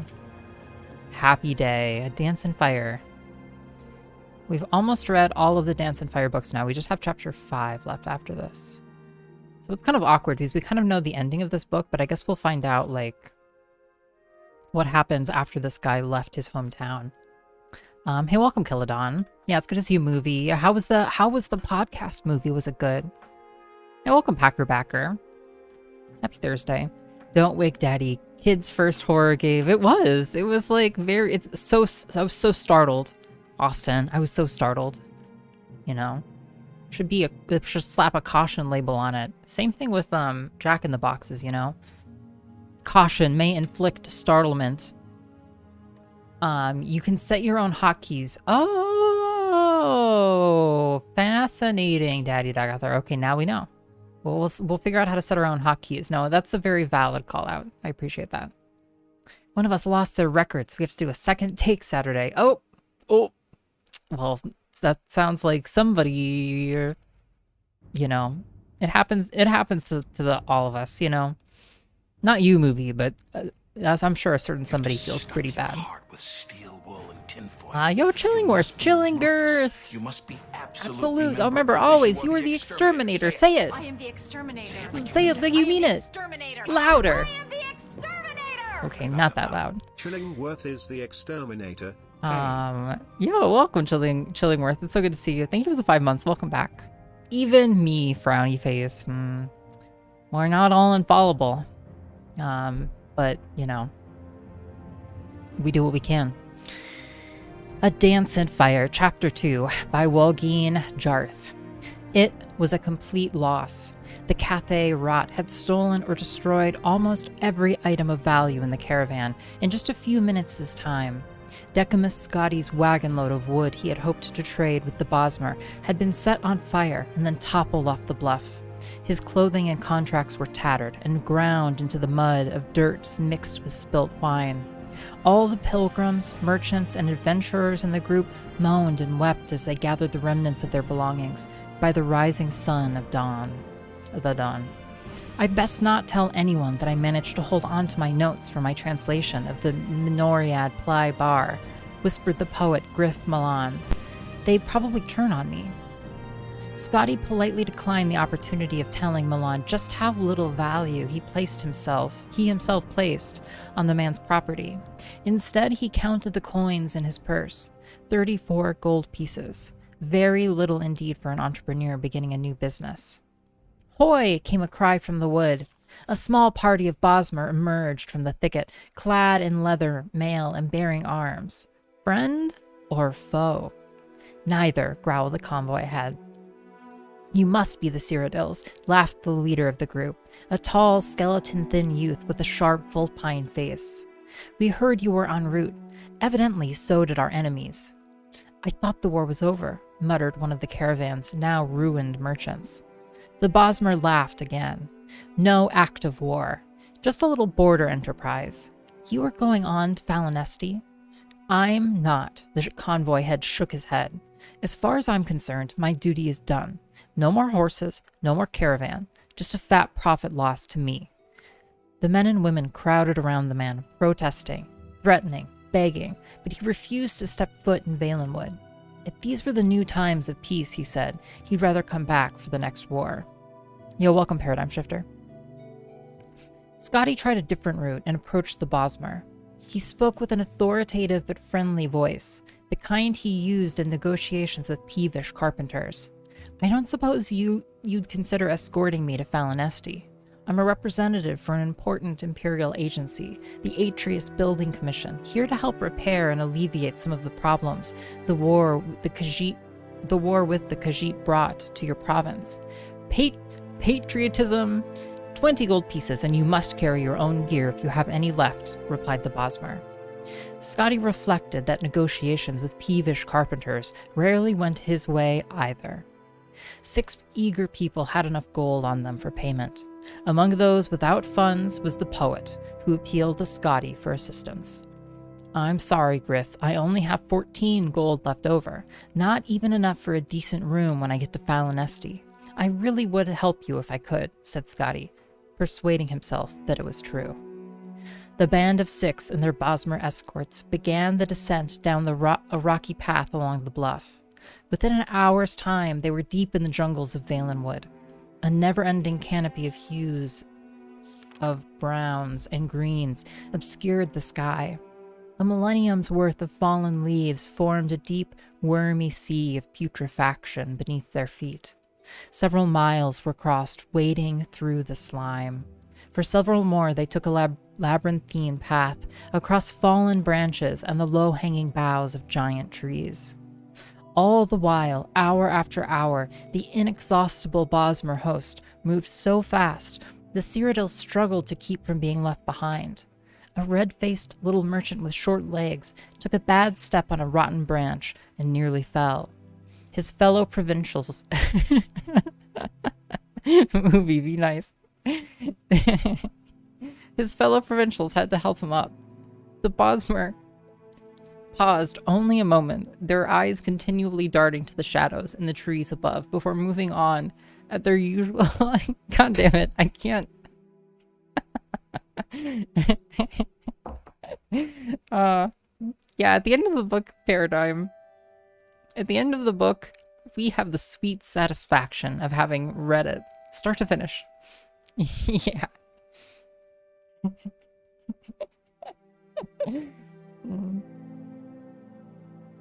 Okay. His fellow provincials had to help him up. The Bosmer paused only a moment, their eyes continually darting to the shadows in the trees above before moving on at their usual expeditious pace. What are they so nervous about? Wheezed the merchant irritably. More Cathay rot? Don't be ridiculous, laughed the Bosmer unconvincingly. Mandatory. Yo, Dusty Cornbread, mandatory. Yo, sick. Congrats for the gift sub, Optic Nerve. It's a good hit. Dusty, thank you so much for the gift sub. I really appreciate it, and I'm sure Optic Nerve does too. Don't be ridiculous, laughed the Bosmer unconvincingly. Khajiit this far into Valenwood, in times of peace, they'd never dare. When the group passed high enough above the swamp that the smell was somewhat dissipated, Scotty felt a sudden pang of hunger. He was used to 4 meals a day in the Cyrodiilic custom. Hours of non-stop exertion without food was not part of his regimen as a comfortably paid clerk. He pondered, feeling somewhat delirious. How long had they been trotting through the jungle? 12 hours? 20? A week? Time was meaningless. Sunlight was only sporadic through the vegetative ceiling. Phosphorescent molds on the trees and in the muck below provided the only regular illumination. Is it at all possible for us to rest and eat? He hollered to his host up ahead. We're near to Valenesti, came the echoing reply. Lots of food there. The path continued upward for several hours more across a clot of fallen logs, rising up to the first and then the second boughs of the tree line. As they rounded a long corner, the travelers found themselves midway up a waterfall that fell 100 feet or more. No one had the energy to complain as they began pulling up the stacks of rock, agonizing foot by foot. The Bosmer escorts disappeared into the mist, but Scotty kept climbing until there was no more rock left. He wiped the sweat and river water from his eyes. Hey, welcome in, Richard. How's it going? Oh, still reading. We're maybe 50% of the way done, if we're lucky, with the books by now. Not to say we're 50% of the way done with the game. That's something else entirely. Valenesti spread across the horizon before him. Sprawling across both banks of the river stood the mighty Grot Oak city, with groves and orchards of lesser trees crowding it like supplicants before their king. At a lesser scale, the tree that formed the moving city would have been extraordinary, gnarled and twisted with a gorgeous crown of gold and green, dripping with vines and shining with sap. At a mile and half tall and half as wide, it was the most magnificent thing Scotty had ever seen. If he had not been a starving man with the soul of a clerk, he would have sung. There you... No, fart rate. No, movie. 0. 0 farts per minute. Movie. There you are, said the leader of the escorts. Not too far a walk. You should be glad it's wintertide. In summertide, the city's on the far south end of the province. Scotty was lost as to how to proceed. The sight of the vertical metropolis, where people moved about like ants, disoriented all his sensibilities. You wouldn't know of an inn called... He paused for a moment. Hey, thanks for the follow, Paradigm Shifter. Juris, he paused for a moment and then pulled Juris's letter from his pocket. Something like Mother Pasco's Tavern. Yeah, me and Richard, it is a heart rate monitor, yes. Yeah, blah, blah, blah. Legend has it the game is pretty great too. I think.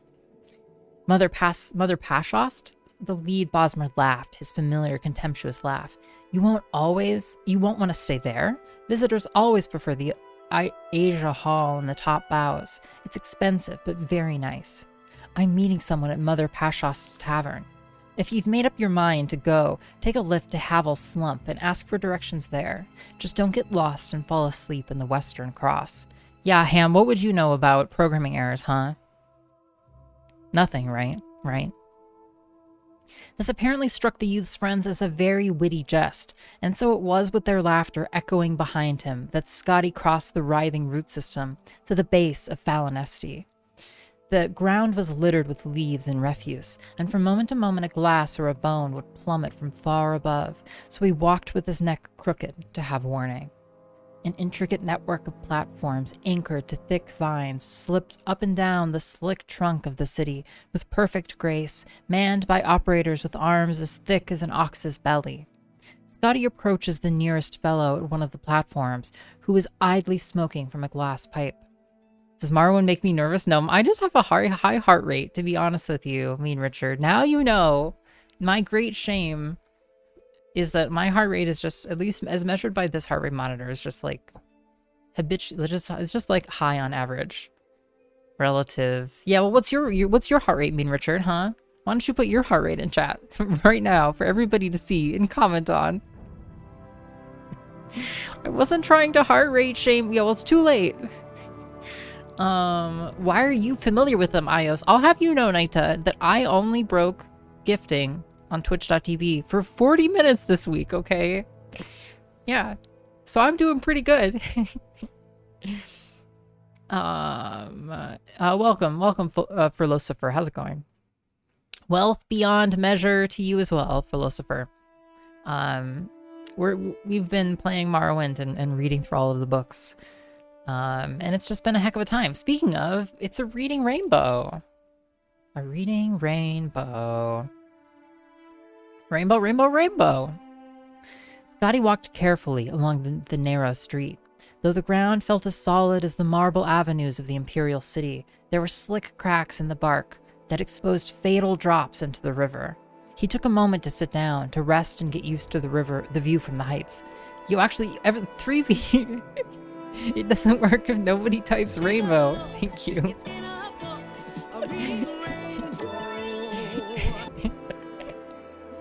You're slacking. You're fucking slacking, chat, okay? We're here, we're reading a book, and you're not playing the rainbow song? Wow. I only have 10k hours in Morrowind. I'm still a noob. Yeah, it's time to get good, Philosopher. You came to the right place. I'm gonna show you how to get good, okay? You just watch. Just step 1, read all the books. Yeah. That was you. I had so many gift subs to gift in those 40 minutes. Oh, shit. Oh, fuck. I'm sorry, Dusty. You know, I never meant for it to happen this way. LeVar Burton is a god. We watched some Reading Rainbow on stream, actually. Your heart rate is about the same, which surprised me. You are healthy. I'm a living example of what not to do to a human body. Well, maybe you're not doing so bad, Mean Richard. Yeah, agreed, Curly, agreed. I was looking for my heart rate monitor so I could say that my heart rate was 113 BPM after looking for my heart rate monitor. See, yeah, it's self-fulfilling too. You know, my heart rate, you'll find that my heart rate is lowest when you don't look at it. It's a fact. Yeah. I hang out with lesbians, Paradigm Shifter. It's true. I hang out with lesbians. Yeah, it's pretty cool.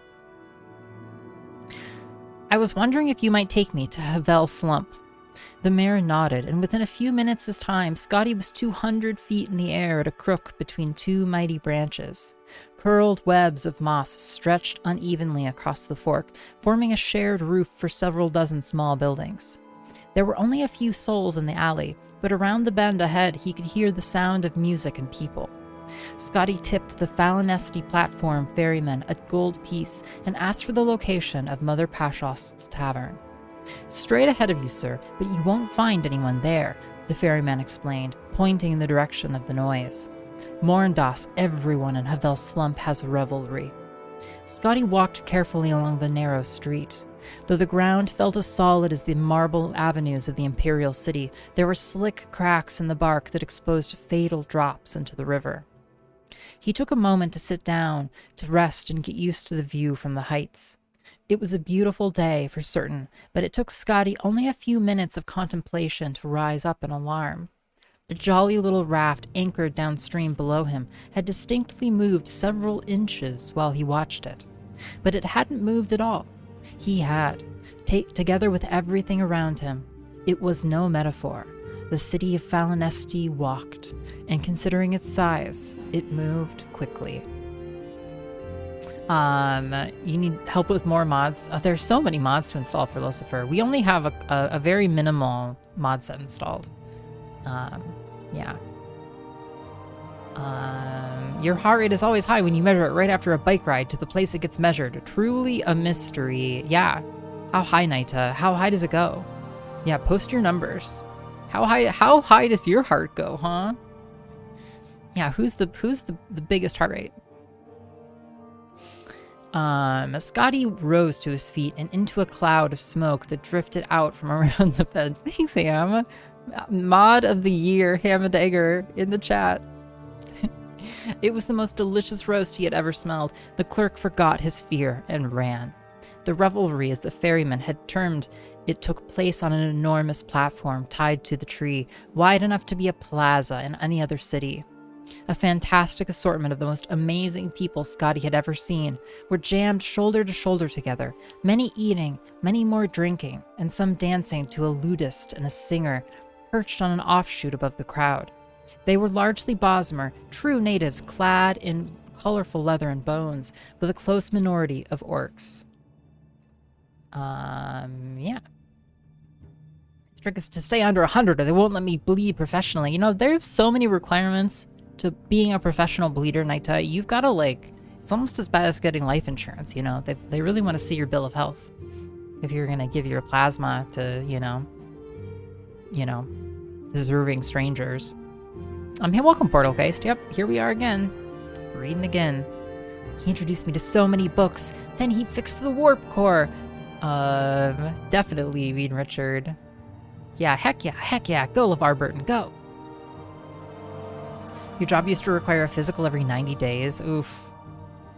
Yikes. I mean, Richard, that's really concerning. Yeah. Well, I hope your physicals keep going well. Oh, your job used to require them. Yeah. Ugh.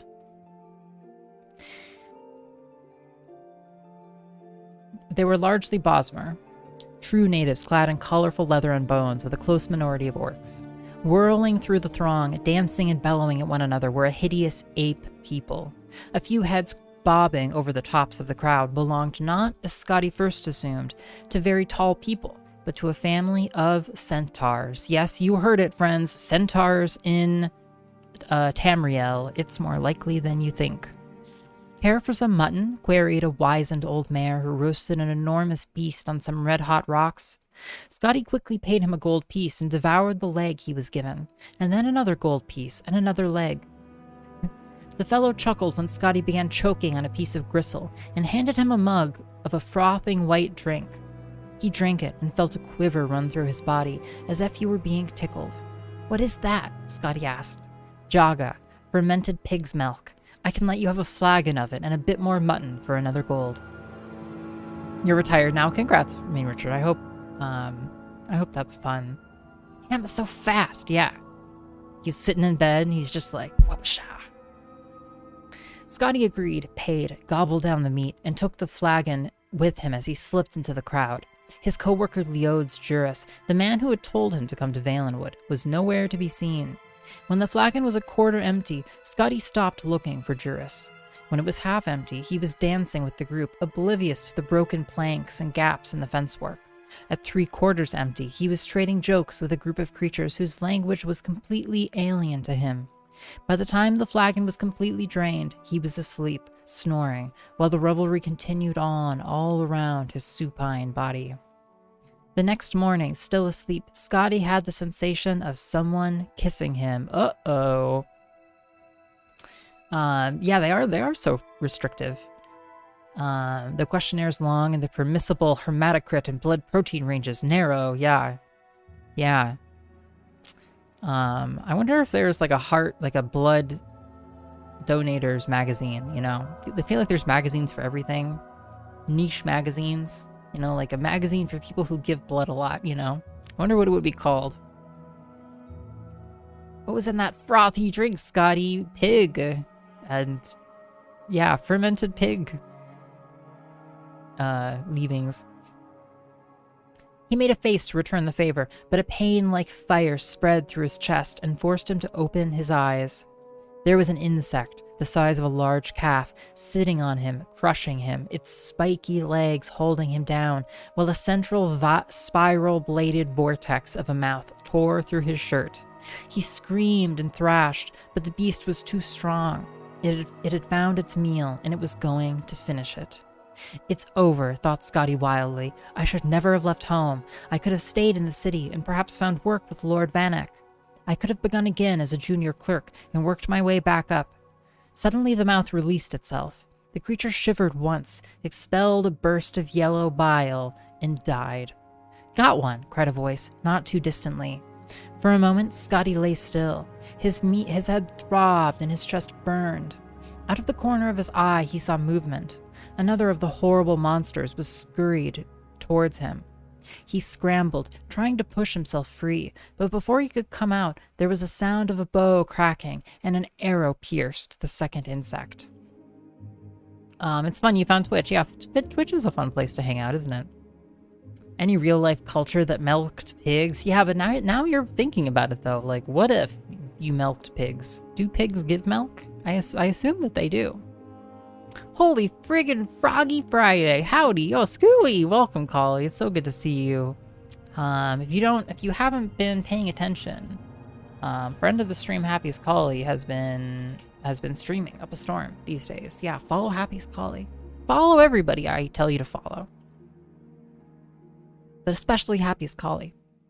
Blood Donator Quarterly. Check out the centerfold. Those hemoglobins are epic. I can see it now, Mean Richard. Pigs have nipples. Can you milk me? Can you milk them, Fokker? Out of the corner of his eye, he saw movement. Another of the horrible monsters was he scrambled, trying to push himself free.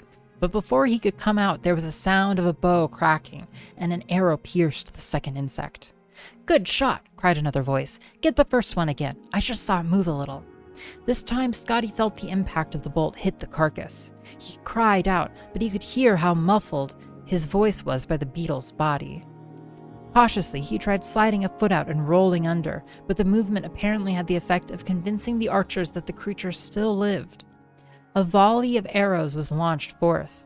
Now the breast was sufficiently perforated. Sorry, I'm just thinking about milk, you know.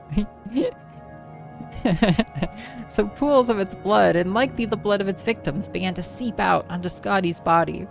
When Scotty was a lad, before he grew too sophisticated for such sports, he had often gone to the Imperial arena for the competitions of war. He recalled a great veteran of the fights when asked, telling him his secret. Whenever I'm in doubt of what to do and I have a shield, I stay behind it. Finally, we're bringing it back to blocking. Kyle is the best streaming dog in the internet. Yeah, it's flippin' amazing. Collie's dog just sits on Collie's stream and just watches the game. I was telling Collie, and I was like, that dog pays better attention than many humans I know and consider friends. You're welcome, Paleontologizing. How's it going? Yeah. Scotty followed that advice. After an hour, when he no longer heard arrows being fired, he threw aside the remains of the bug and leapt as quickly as he could to a stand. It was not a moment too soon. A gang of 8 archers had their bows pointing his direction, ready to fire. When they saw him, they laughed. Didn't anyone ever tell you not to sleep in the Western Cross? How are we going to exterminate all the horvers if you drunks keep feeding them? Scotty shook his head and walked back along the platform, round the bend to Havel Slump. He was bloodied and torn and tired, and he had far too much fermented pig's milk. All he wanted was a proper place. He had it on him. A proper place to lie down. He stepped into Mother Pashost's tavern, a dank place, wet with sap, smelling of mildew. My name is Decumus Scotty, he said. I was hoping you have someone named Juris staying here. Decumus Scotty, pondered the fleshy proprietress, Mother Pashost herself. I've heard that name. Oh, you must be the fellow he left the note for. Let me go see if I can find it. Holy shit, I feel like we spent half an hour just reading that book. I feel like my whole life flashed before my eyes. Oh, okay, well, oh my god. We're free. One of the longest book series. Truly.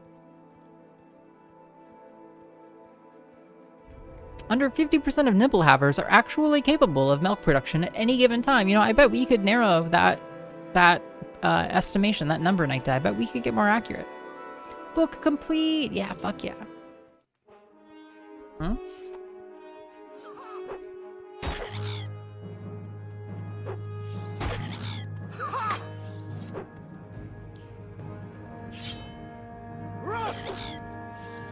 God damn it.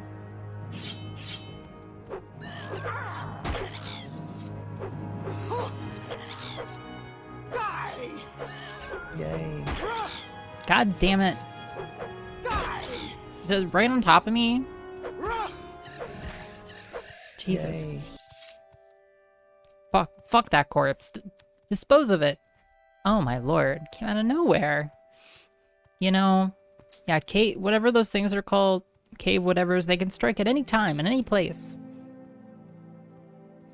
One of these days I'll remember their names.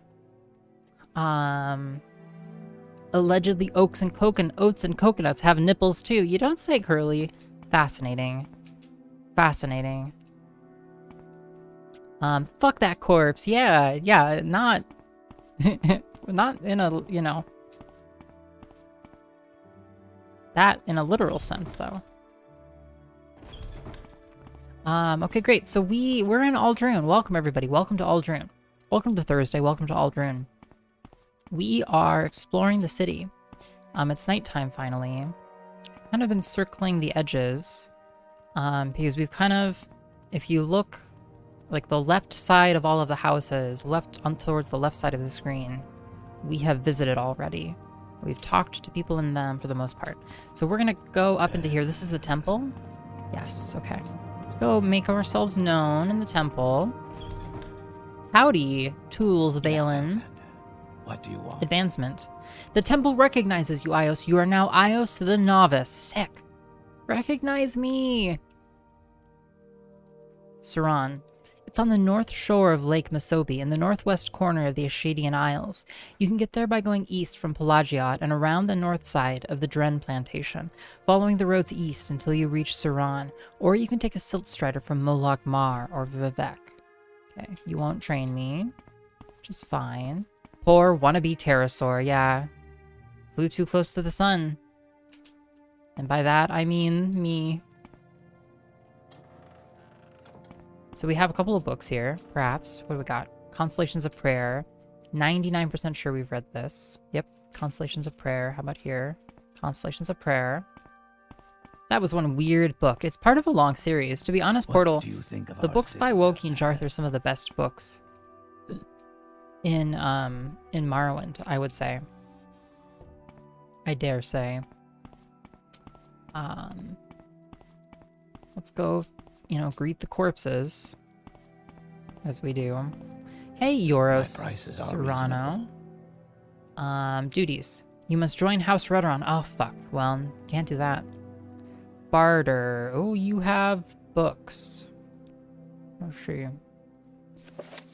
I mean, and they have money, so we're gonna sell books for a second here. I need Pilgrim's Path, Suitors, Buying Game, Formulary, Spirit. Okay. Pilgrim's Path we've read, Constellations of Prayers we've read, Cantatas of Vivek we've read, Anticipations we've read, Overview of Gods and Worships we've read. Yes, Gods and Worship. Ancestress in the Dunmer we've read, Blasphemous Revenants. Book dealer. We've read. Fellowship of the Temple. We've read. Yes. Homilies of Blessed Almalexi. We've read. Lives of the Saints. We've read. 36 Lessons of Vivek. Sermon 9 and 8. We have not read either. That's all. 1, 2. Cool. Cool. Great. Okay. Hey, look at what we found. All right, what are your spells? What have you got?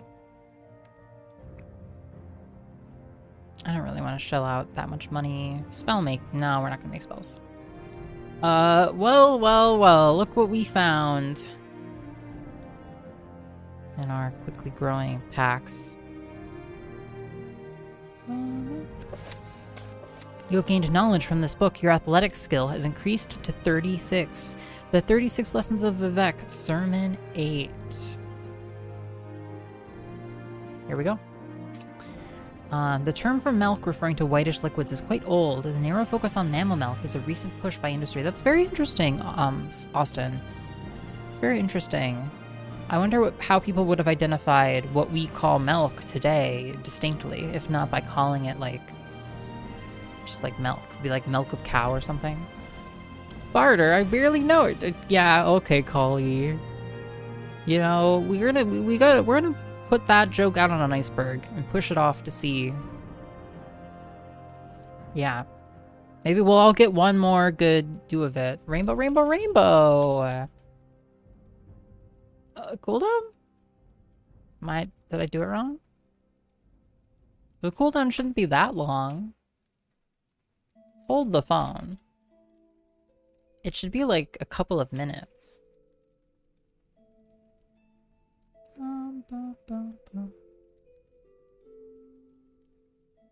Yeah, it's supposed to just be like 3 minutes.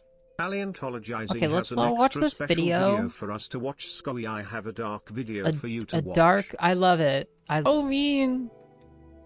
And thank you for sharing paleontologizing. Oh my goodness.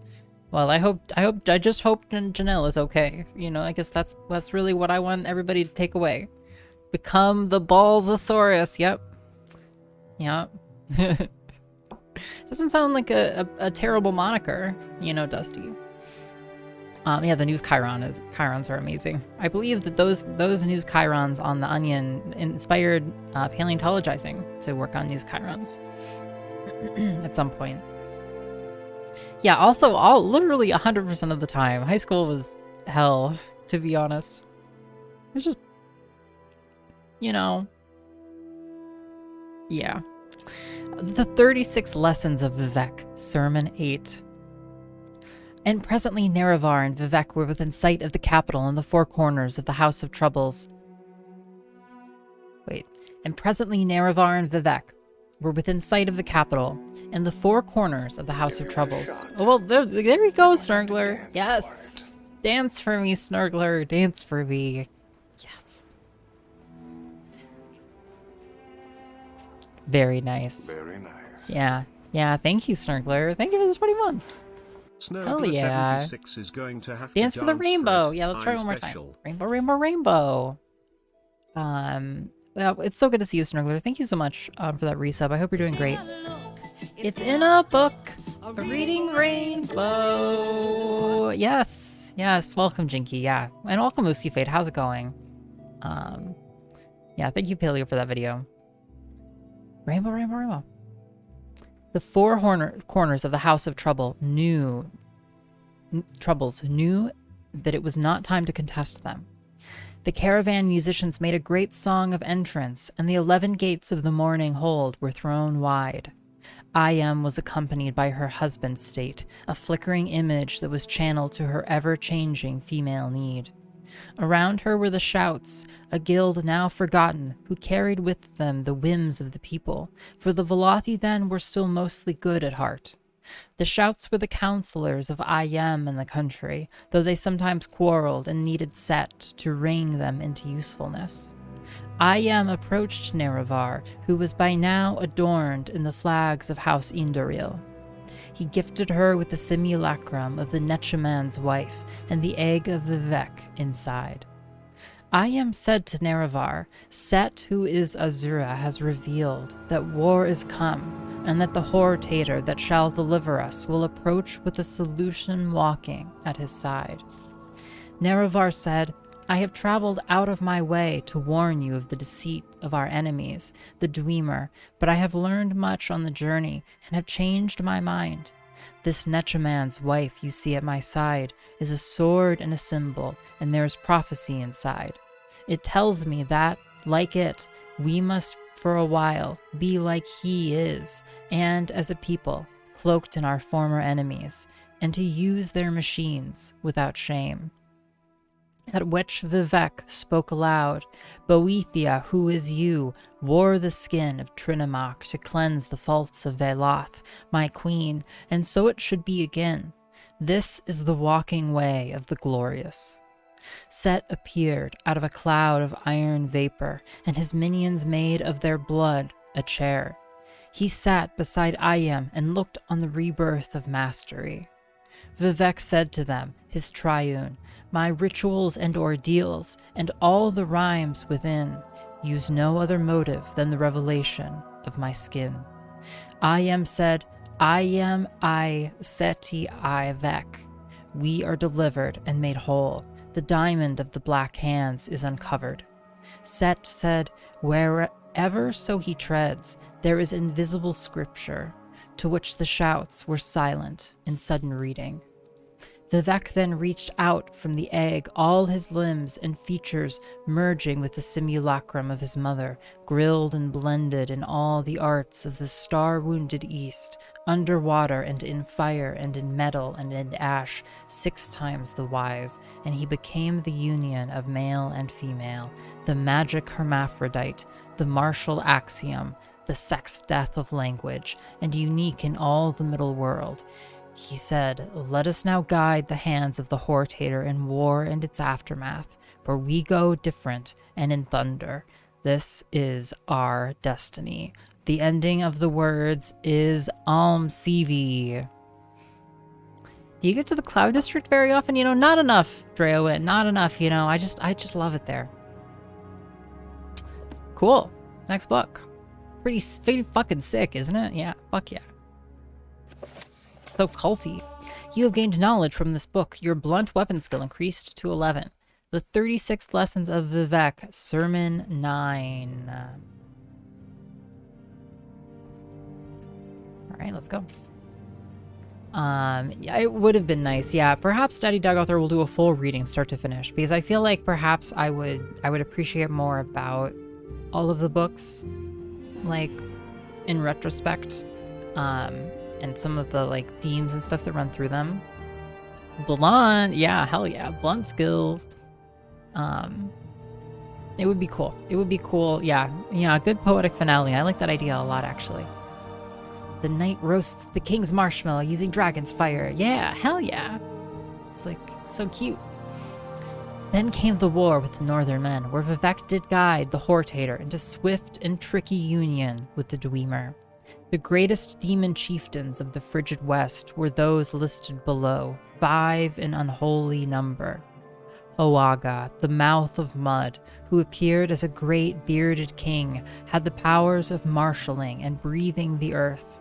On the battlefields, this demon would often be seen on the sidelines, eating the soil voraciously. When his men fell, Oaga would fill their bodies back with it, whereupon they would rise again and fight, albeit slower. He had a secret name, Fenja, and destroyed 17 Chimeri villages and 2 Dwemeri strongholds before being turned away. Chemua, the running hunger, who appeared as a mounted soldier with full helm, had the powers of heart roaring and of sky sickening. He ate the Chimeri hero, Dres Kezumet-e, sending the spirit back to the Hortator as an assassin. Sometimes called First Blighter, Chemua could give clouds stomachaches and turn the rain of Veloth into bile. He destroyed 6 Chimeri villagers before he was slain by Vivek and the Hortator. I'm friends with Vivek, and he didn't do any of this. Magic Pen, I heard that. I heard that Vivek was like a good guy, for realsies. Yo, Misfortune, welcome. Bag, the two-tongued, who appeared as a great bearded king, had the powers of surety and form change. His raiders were small in number, but ran amok in the west hinterlands, killing many Velothi trappers and scouts. He fell in a great debate with Vivek, for the warrior poet alone could understand the northern man's two-layered speech, though Almsivi had to remain invisible during the argument. Barfak, maid of plains, who appeared as a winged human with a lick-encrusted spear, had the powers of event denouement. Battles fought against her would always end in victory for Barfak, because she could shape outcomes by singing. 4 Chimeri villagers and 2 more Dwameri strongholds were destroyed by her decision enforcement. Vivek had to stuff her mouth with his milk finger to keep her from singing Veloth into ruin. Ysmir, the dragon of the north, who always appears as a great bearded king, had powers innumerable and echoing. He was grim and dark, and the most silent of the invading chieftains, though when he spoke, villages were uplifted and thrown into the sea. The Hortator fought him, unarmed, grabbing the dragon's roars by hand, until Ysmir's power throat bled. These roars were given to Vivek to bind into an ebony listening frame, which the warrior poet placed on Ysmir's face and ears to drive him mad and drive him away. The coming forth and the driving away brings all things around. What I shall say next is unpleasant to record. Erma Mora Altadun, Aye Altadun. The ending of the words is Almsivi. Okay. Yeah, which finger's the milk finger? Asking for a friend. It's fucking sick, yo. Okay, yeah, books. Fucking booking it. You're friends with Vivek? Name 3 demon chieftains. I know. This is almost as bad as when AK asked me to name stars. You know, I'm gonna remember. I'm gonna think about that before I go to bed. For the rest of my days. There's someone watching. Shield of light. I can tell. Feather belt would be great to steal. I like that it's glowing a little bit. That's awesome. Well, hey friend. Hey Uriso Droth. Barter. So you have a war axe. Okay, well, they have a lot of gold. Is there anything that we can get rid of now? Want those. We can sell those. Keep those other things for now. Can you take books? You will take books. Yeah, we're gonna, you know, it's just like we were so weight constrained early on in the game that I just could not bring myself to keep more books than we absolutely needed.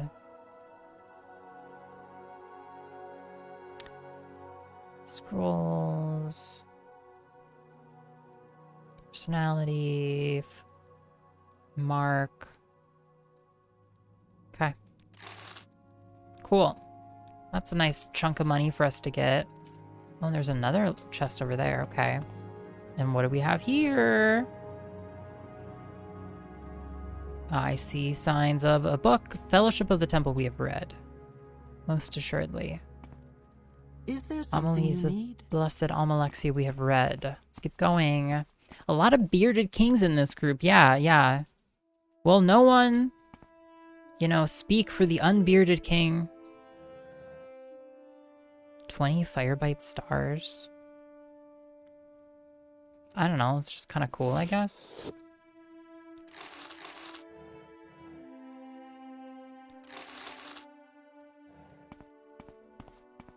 Let's go upstairs before we go downstairs. I mark Daddy Dagothur. I actually just do it on stream. I alt tab over to the spreadsheet, and then this is my sheet that I keep track of. Whoop, whoop, whoop, whoop, whoop, whoop, whoop, whoop. Okay, well, we'll get to that. Hey, Fulvis Andalore. What do you got? Some nice stuff you got. I need Scrib Jelly. You've got Scrib Jelly. You've got what I need. You've got that scrib jelly. Oh, you've got that scrib jelly. What do we sell? You don't buy books.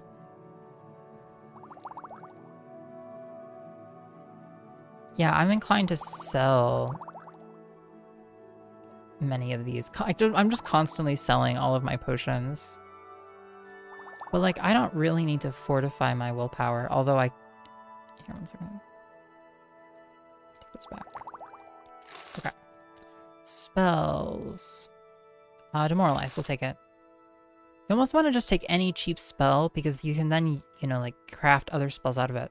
This is interesting. It's a cure common disease and cure blight disease on touch. We don't have an untouched cure spell. That's expensive, but we'll take it.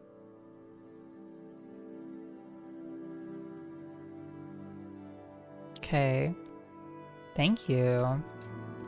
Hello, Denoso Andrano. Morrowind lore. In Morrowind, we believe the Daedra are powerful ancestor spirits, similar to gods, but weaker and more untrustworthy. You also have just a bunch of stuff. That's great. Love that.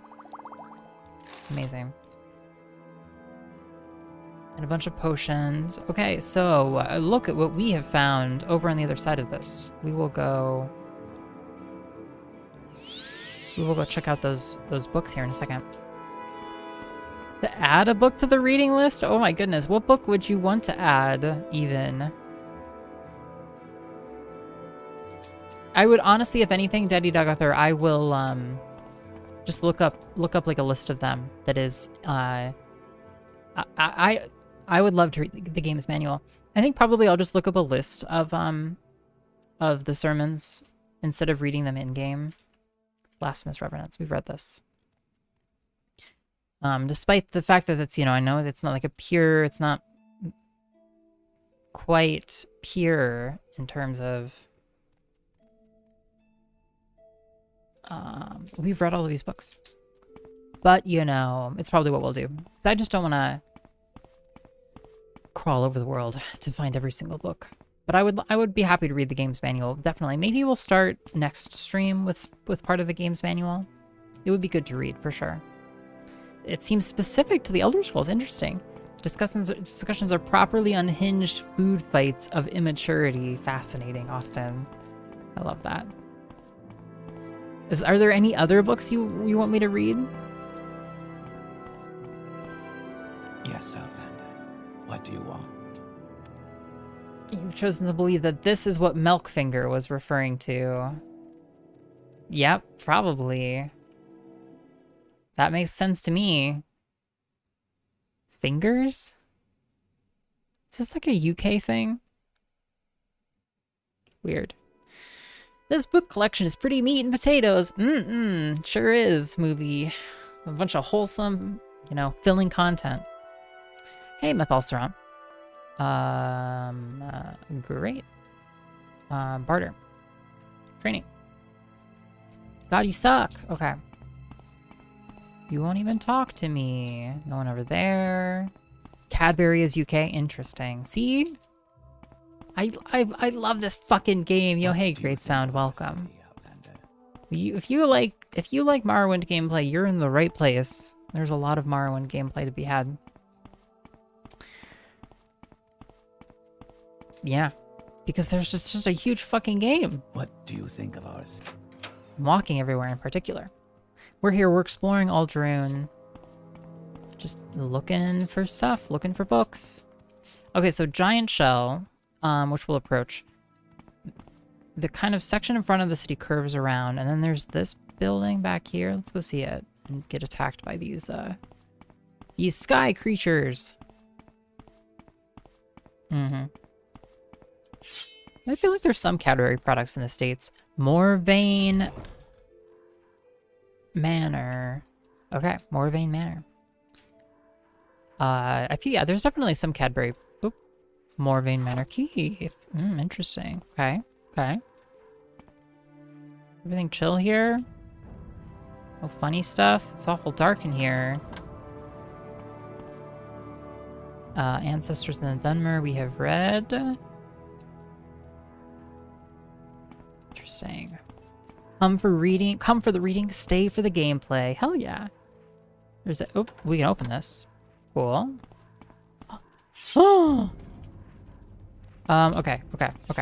It's not that I don't want to do this. It's that I want to see if I get a. Should I see if I get a quest to do it first? Y'all, there's some fucked up shit behind that door. We're gonna come back to this in a second. I just want to see if anybody will talk to me about it before we just run in and clean the place up. Oh, true, Daddy Deckothor. That's a great call. Yeah, our birth sign does allow us to detect keys. Yes. Cool. We could probably just go in and do the mana right now, but let's save it for 1 second. Yeah, a great sound. It's an incredibly spacious, open, you know, kind of open world, really. Little secret, in Morrowind, we don't like to hear about vampires. We know that back west, the Mages Guild helps them hide. The Mages Guild is full of necromancers, and we don't like that one bit. If we see a vampire here in Morrowind, we put him on a stake and roast him. Well, truth be, we tell the Ordinators, let them take care of it. Private citizens have no business fighting vampires. They're too dangerous. Yeah.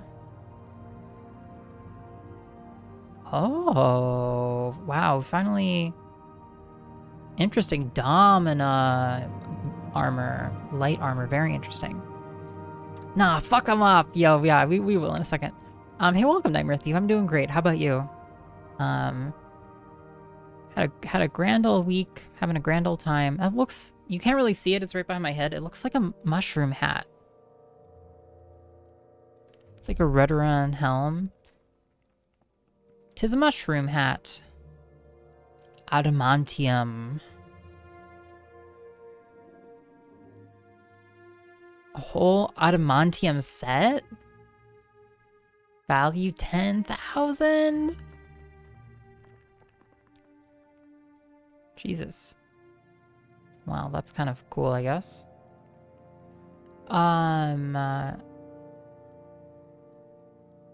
Okay. Wow, now we know. Repair. Thank you. I'm listening. You know, we're pretty kitted out at this point.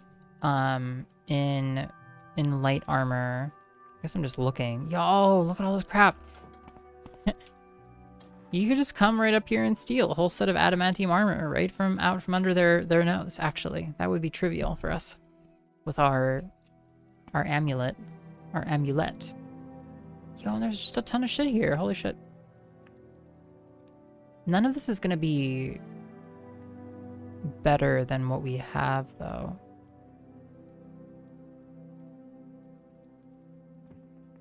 Frock ring, robe, heartstone, pants. Do I not have boots on? I do. But it's 30 armor rating versus these are at 15 armor rating. So, like, even the stuff we're finding now is still, like, half as good as...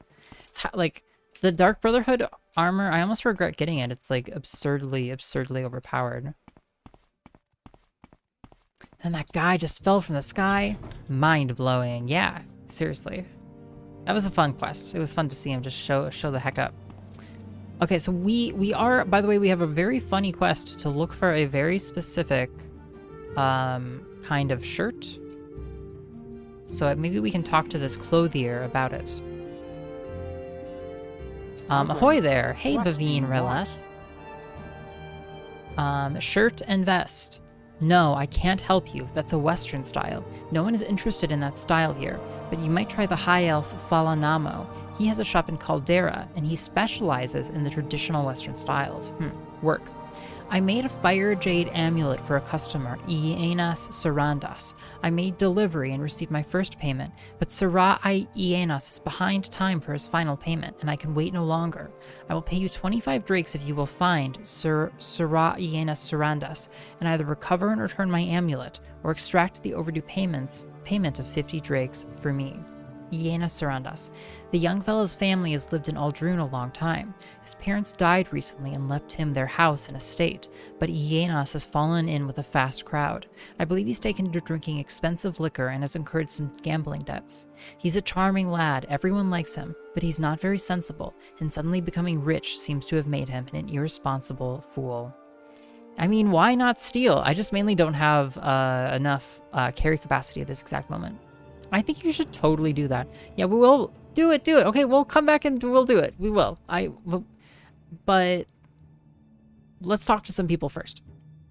Because we have to offload. I'm like so close to carry capacity at this moment that the moment I picked up any of that stuff, I would be over encumbered. Any advice? If you need to know about clothes, you want to talk to a clothier. Talk to Millie Hastian in Balmora. Okay, barter. Interesting. So many clothes. Good to see you, Doom Calamari. You ran into, yeah, a vampire in a tomb. I'm excited to get vampin'. Oh, nice. So whole downstairs area with like a loom.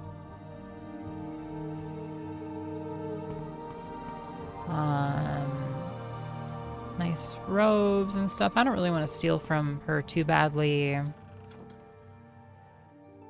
You know. She doesn't even have anything good. Okay. See you later, Miss Clothier. How about this? Tiras Sadis, a general merchandise. Let's do some business, shall we? Hey there. Iena Sarandas. The young fellow's family has lived in Ald'ruhn a long time. His parents died recently and left them their house and estate, but Ienas has fallen in with a fast crowd. I believe he's taken to drinking expensive liquor and has incurred some gambling debts. He's a charming lad, everyone likes him, but he's not very sensible, and suddenly becoming rich seems to have made him an irresponsible fool. Work. I sold an Ashlander handcrafted racer suede belt to a customer, but he has failed to make his final payment on time. Whoops! If you would find Iena Sarandas and give me back my belt, or get the overdue payment of 50 septims he owes me, I will pay you 25 gold. Okay. Well, no wonder he's complaining about him. Cool. You want to take a book? Great. Mage's Guild. History.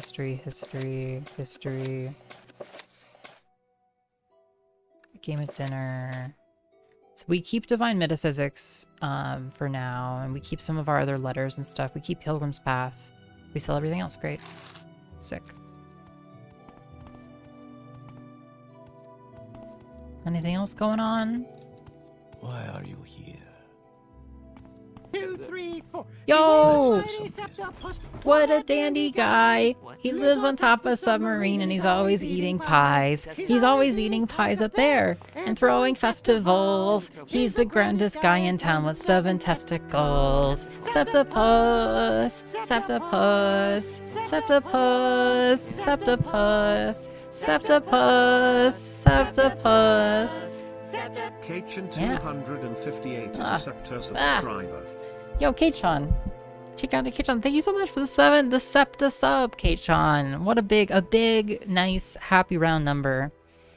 You were the 7-month subscription. Hope you're doing good, Kachan. The majority of Morrowind modelists have a mod to delay the Dark Brotherhood attacks. Yeah, I mean, it probably would have made sense in our case.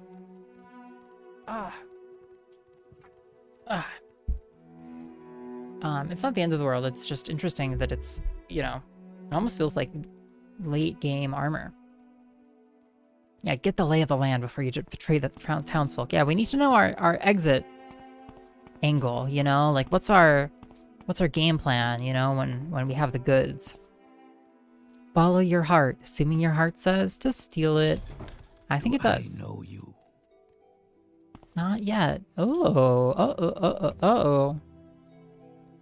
Pilgrim's Path, Overview of Gods and Worship. Special Flora of Tamriel, Lives of the Saints, Brief History of the Empire. The 5 Songs of King Wulfharth. Can we hurry this up? The 5 Songs of King Wulfharth. Okay, let's find out. Shore's Tongue. The first song of King Wulfharth is ancient, circa 1st era 500. After the defeat of the Alessian army at Glenumbria Moors, where King Hoag Merkiller was slain, Wulfharth of Atmora was elected by the Pact of Chieftains. His Thu'um was so powerful that he could not verbally swear into the office, and scribes were used to draw up his oaths. Immediately thereafter, the scribes wrote down the first new law of his reign, a fiery reinstatement of the traditional Nordic pantheon. The edicts were outlawed, their priests put to the stake, and their halls set ablaze. The shadow of King Borgas had ended for a span. For his zealotry, King Wulfharth was called Shore's Tongue and Ysmir, Dragon of the North. Kyne's Son. The second song of King Wulfharth glorifies his deeds in the eyes of the old gods. He fights the eastern orcs and shouts their chief into hell. He rebuilds the 418th step of High Hrothgar, which had been damaged by a dragon. When he swallowed a thundercloud to keep his army from catching cold, the Nords called him the Breath of Kyne. Old Knocker, the third song of King Wulfharth, tells of his death. Orki, an enemy god, had always tried to ruin the Nords, even in Atmora, where he stole their years away. Seeing the strength of King Wulfharth, Orki summoned the ghost of Ald'ruhn, Time Eater, again. Nearly every Nord was eaten down to 6 years old. Boy Wulfharth pleaded to Shore, the dead chieftain of the gods, to help his people. Shore's own ghost then fought the Time Eater on the spirit plane, as he did at the beginning of time, and he won, and Orki's folk, the orcs, were ruined.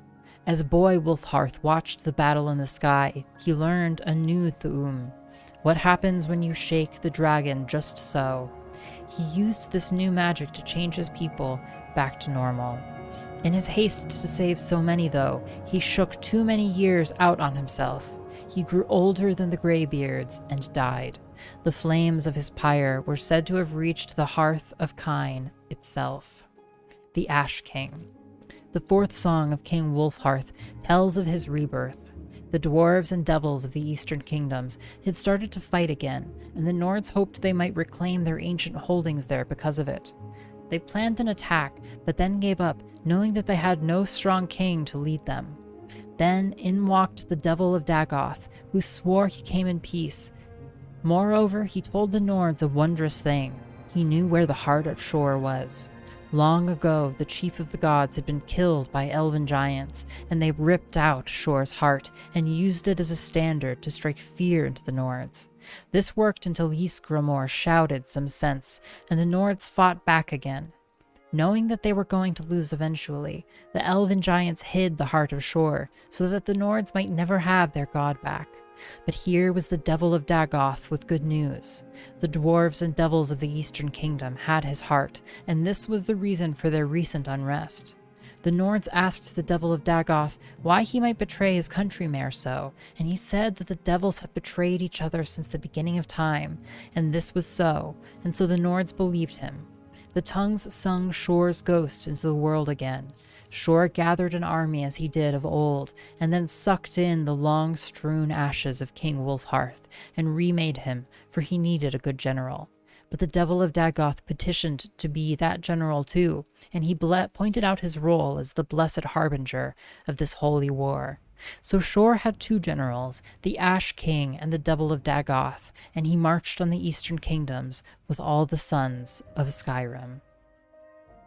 The cat count because it was a double command. Yeah, sometimes Moobot does that if you do it too frequently. It's like, hey, by the way, I'm going to tell you I'm sorry. I can't do the command you just said by whispering you, which is kind of a lot sometimes. I kind of wish Moobot would not whisper me.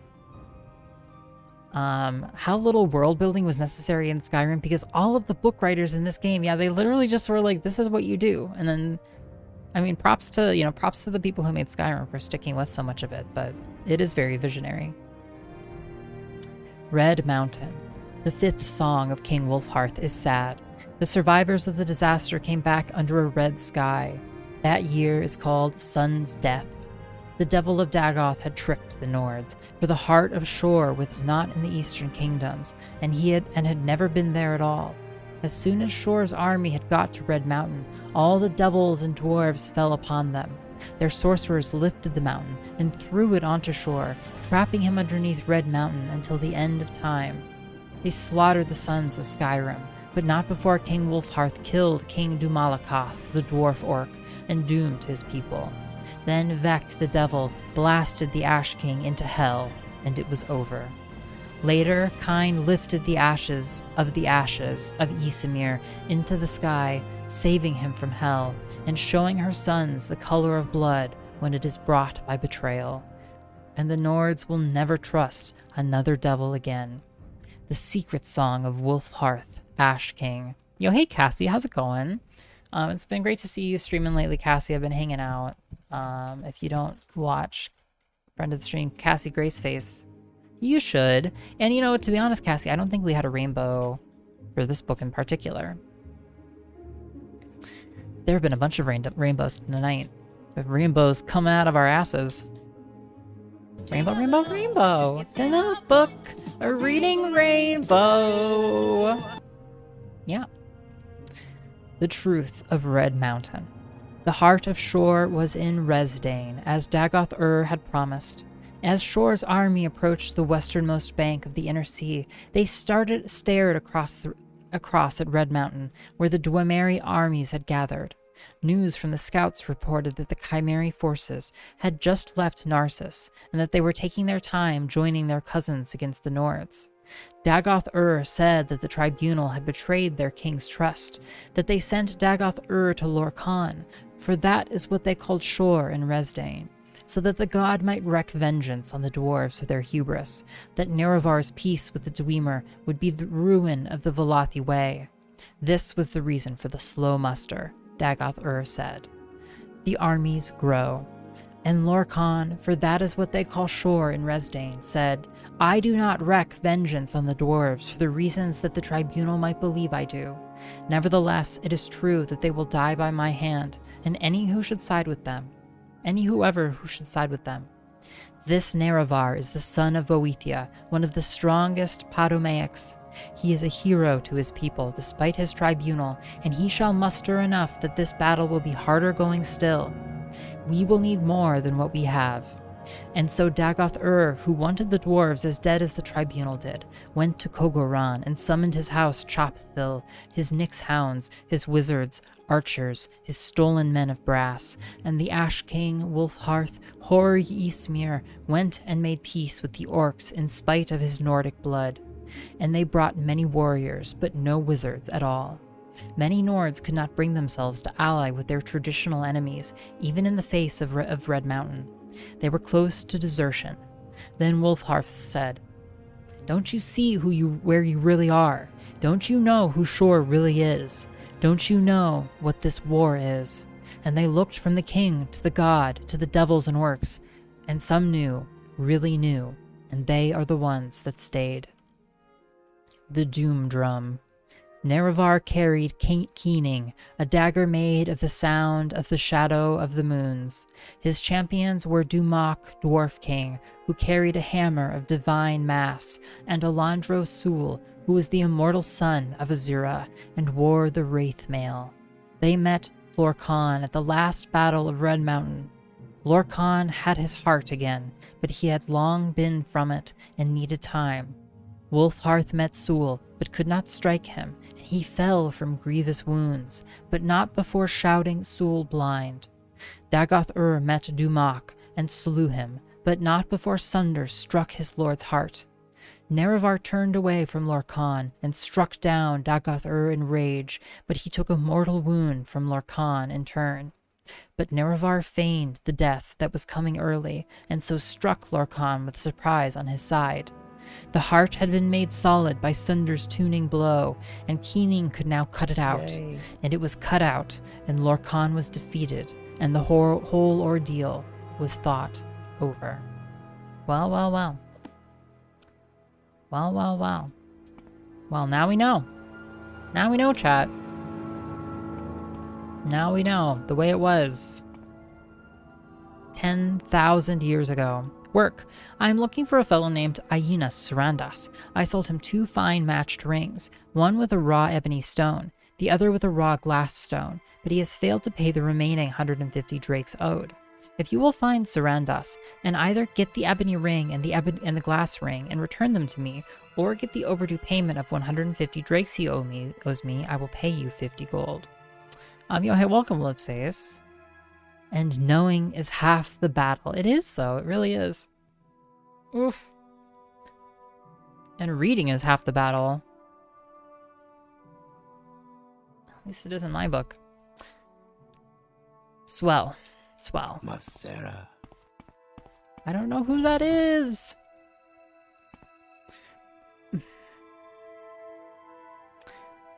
Codus Colonus. Bookseller. Why are you here? All right. Let's do a little prediction here. How many new books do you think we're going to read? How many new books in this room?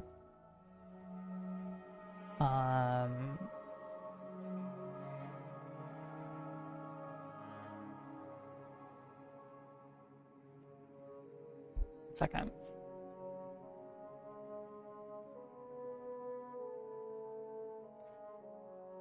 Yeah, there you go. There you go. You got 4 choices. You got 4 ranges. Okay. 0 to 3, 4 to 6, 7 to 9 or more, 10 or more. What do you think? How many books, new books in this booksellers, okay? How many books? We've read a lot of books. Prediction 69. This was a great story, but I kind of got lost in it. Yeah. It kind of took me there, though. It helped me understand, you know, the like cadence of some of the battles. Oh, a fat 25k on the 4 to 6. It's good. It's good. There's points to be made. A lot of channel points on the line. How many books are in the room? All right, I suppose I can tell you. 1 bookshelf. Another set of books. Probably near 20, 15, 20 right there. We go downstairs. Oh, 15, 20. It looks like, but he may have more books on him. The bookseller may have new books on him. So, I suppose that may be a factor. Hey, good to see you, Chortles.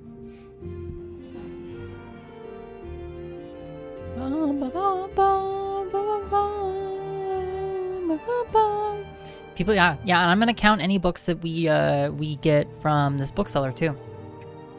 Yeah, put down your points. Put down your points. Yeah, 0 to 3 and 10 plus got a lot of upside there. I'm impressed at the split between 4 to 6 and 79. I really don't know. You know what? To heck with it. Yeah, go for it, Austin. Wonderful, Chortles. That's a fantastic feeling. Oh, Austin, all your points. Oh my goodness gracious.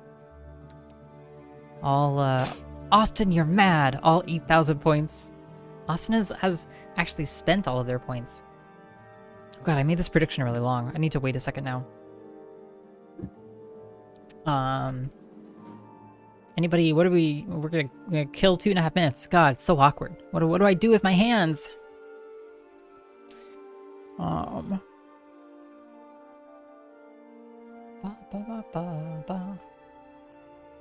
Butt spot, no. Austin, butt mad.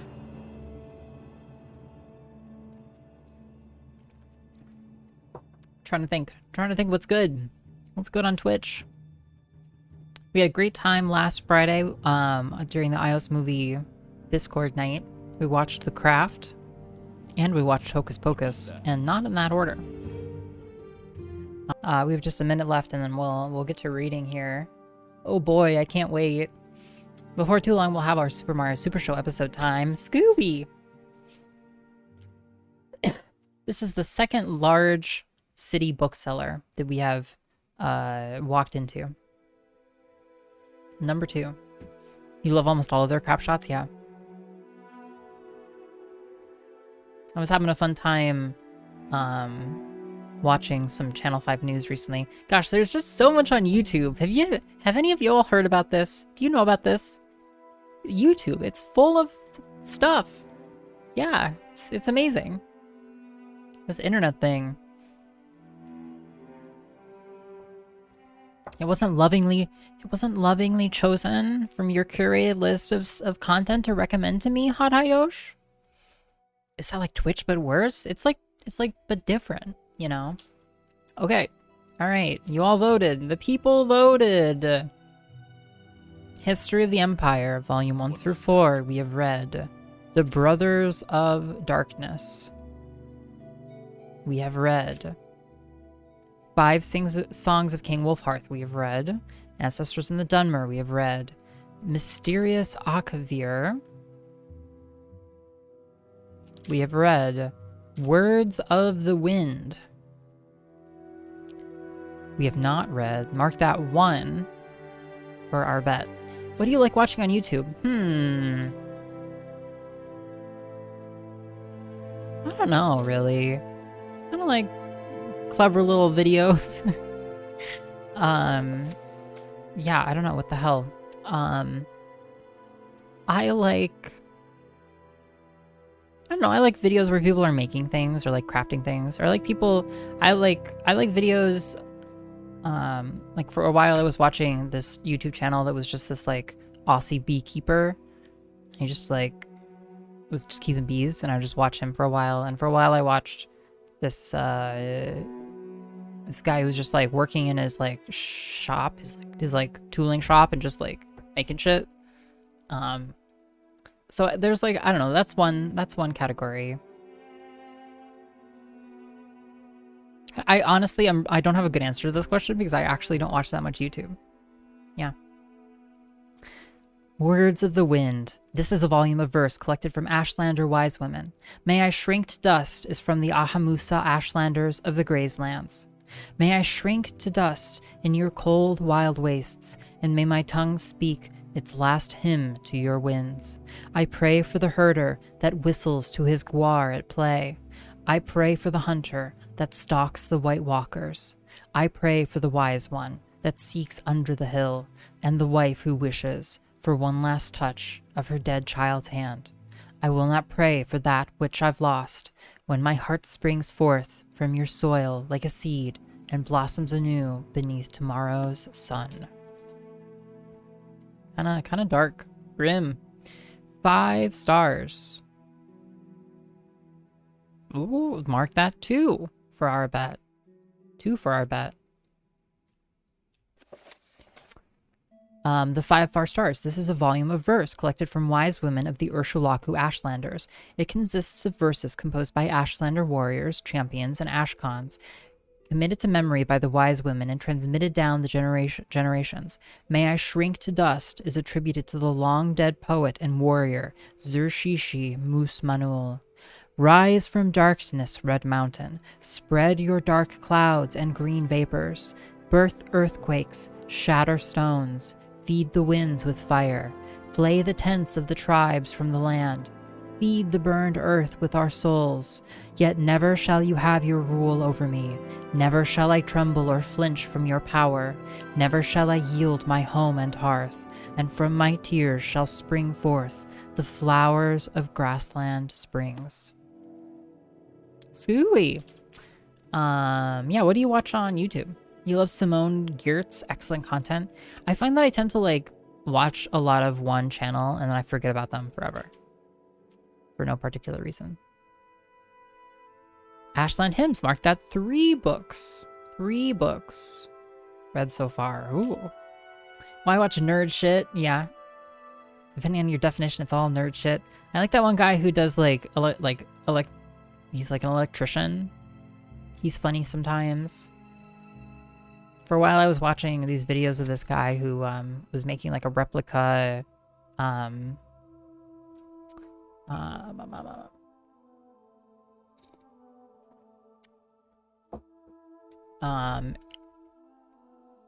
do I pronounce it?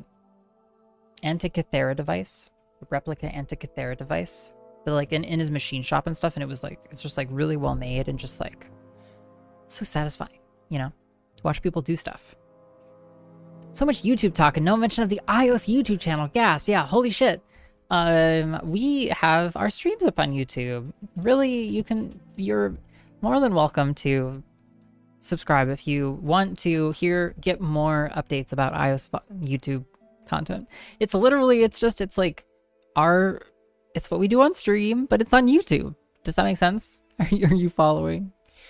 It's fun. But if you ever want to watch that one time that we played Mario or Morrowind, you can. I sometimes watch videos of people taking care of animals at sanctuaries and stuff. That's awesome, RB. That sounds really great. I feel like I need like a YouTube Discord channel or something. You would suggest this old Tony. He's a machinist who makes things, and Scott Manley teaches people about spacecrafts and how rockets work. Yeah, that's really fun. Yeah, space stuff is cool too. There's just so much content. There's so many realms of content. Yeah, they're making like a very high quality replica Antikythera mechanism, and it's just fascinating to watch their process. Ashland Hymns. This is a collection. I'm sorry, this is a volume of folk verses collected from Ashlander's Wondrous Love. Wondrous Love is from the Ursulaku Ashlanders of the Northern Ashlands. What a wondrous love it is to bind two souls in faith, chained completely together, with never a false word, weal and woe, wish and real, woven each together, from first kiss to last breath, first and last whispered in love. Okay. Frontier Conquest.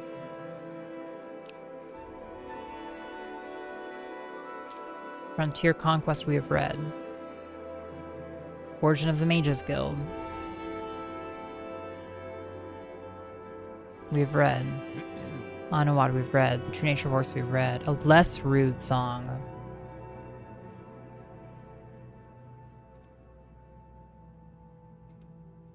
Is 4. We are at 4 books that we've read in here. A Less Rude Song by Anonymous. They say the Iliac Bay is the place to barrel around, without a bit of apparel on, as advertised in that carol song, a tune that's sung as the west wind blows, about it lovely, not wearing any clothes, ladies singing high notes, men singing lows, implying that the most luscious depravity and complete absence of serious gravity can only be found in the waterous cavity of Iliac Bay. If you are the type who is more a sinner than a sinned, you'll find it all in Morrowind. But the truth, my child, is that nothing more wild than an ordinary fashion, kind of slightly mad passion, can be detected if at all in Sentinel and Daggerfall. Whatever your odd needs, feathered, scaled, or finned, you'll find it all in Morrowind. It's an invention of bards that Bretons and Redguards have more than some staid fun, and suffer deviant fornication. For the most of madness, not the least, the wise debaucher heads out east. Where your once steely reserve is now more merely tinned, you'll find it all in Morrowind. In Morrowind, there is sin, but, pray, do not confuse Dunmer variety, that found in tepid Western society, compared to which it nearly is piety. It isn't terribly ingenious calling it prudery, observing the dark elf aversion to nudity. After all, the preferred sort of ludity in these parts is far more pernicious, from the Ashlanders to the wettest fishes. You'll find pleasure and pain quite delicious in Morrowind. If you find yourself with unkind kinship with your kin, you'll find it all in Morrowind. 4. Clickspring in general is mesmerizing. Yeah, it's just so great to watch, really. The Firmament, which we've read. Yes. Vampires of Vardenfell, Volume 1. We have read. The Mirror, we have read. We have read. Mystery of Talara, Part 5. We have not read. It's 5 books.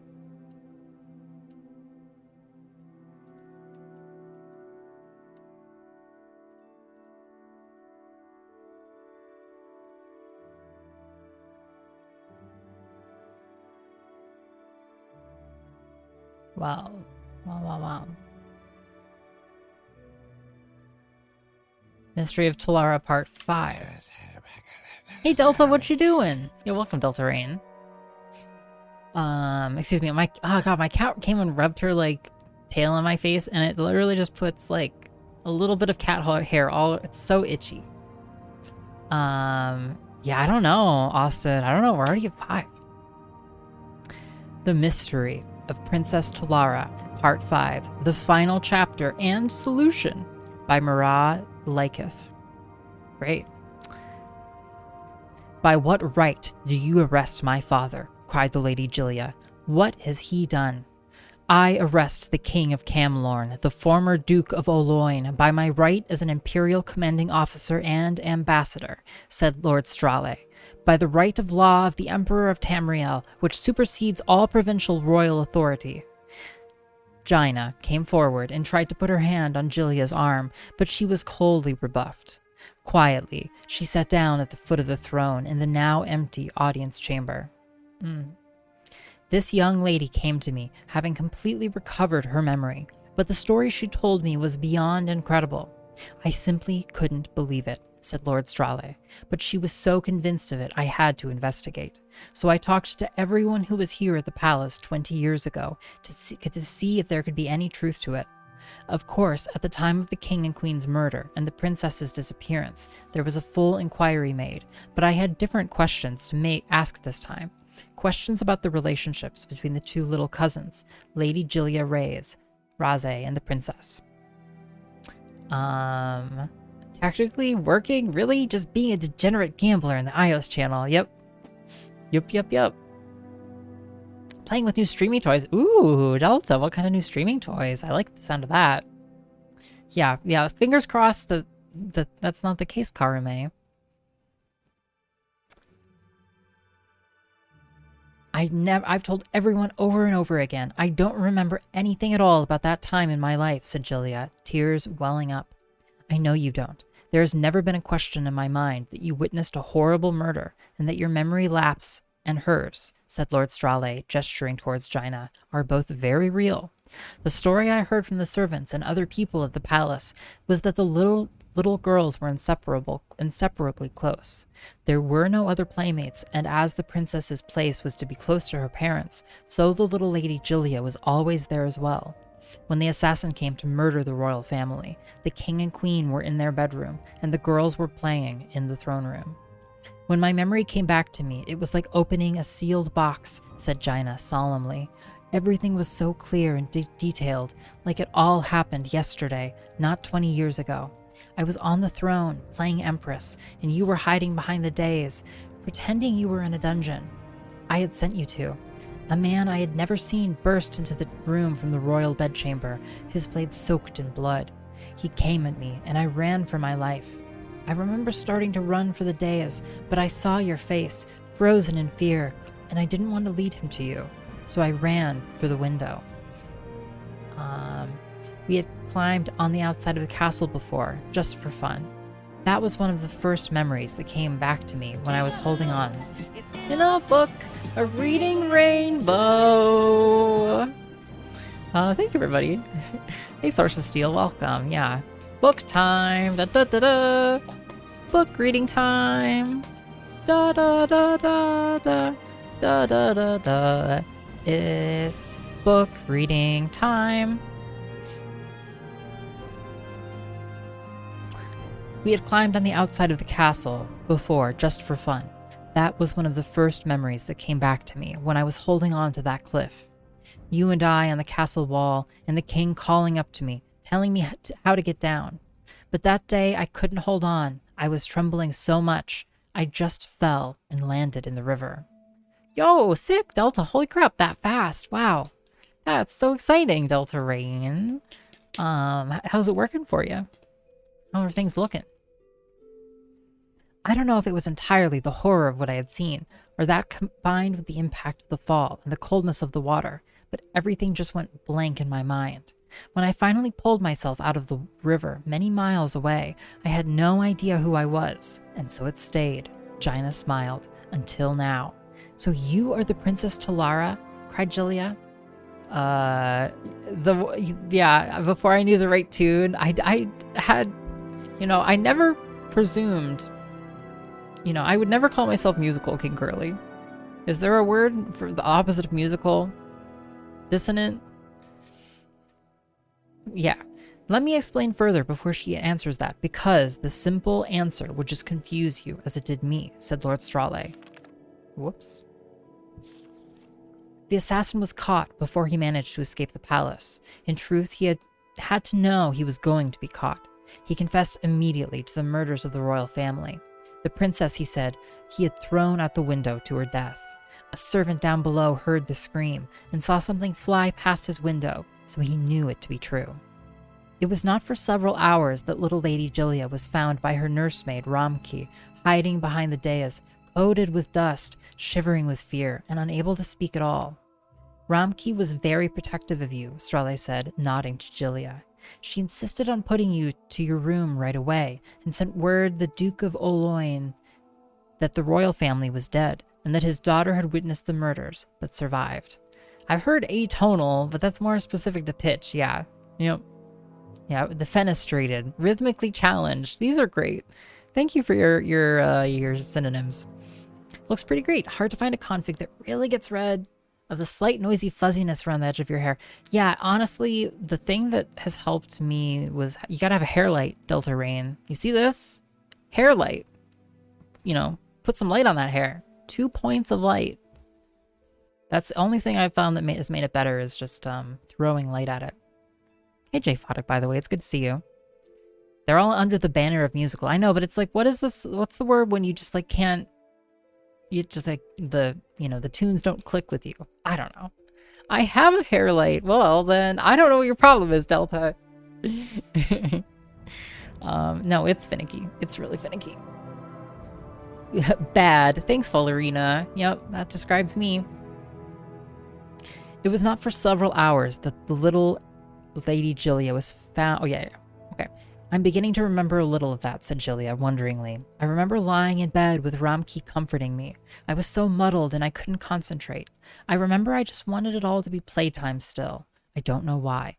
And then I remember being bundled up and taken to that asylum. It'll all come back to you soon, Gina smiled. I promise. That's how I began to remember. I just caught one detail and the whole flood began.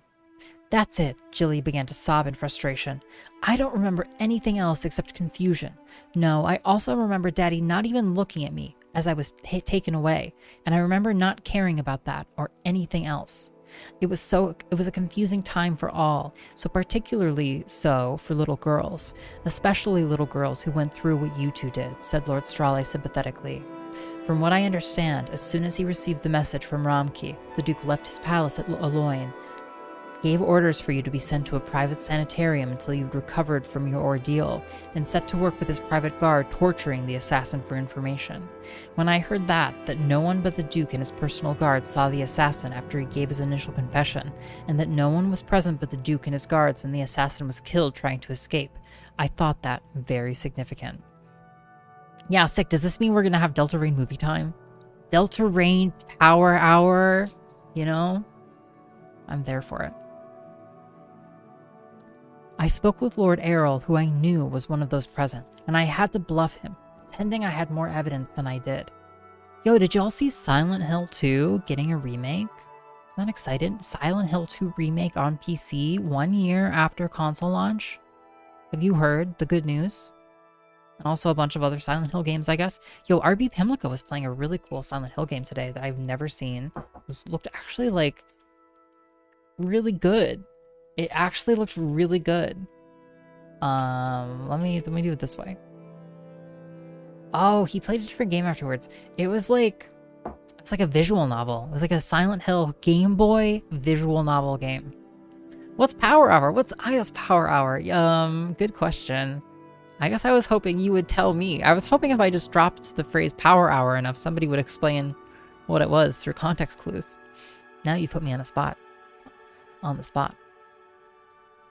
Whoops.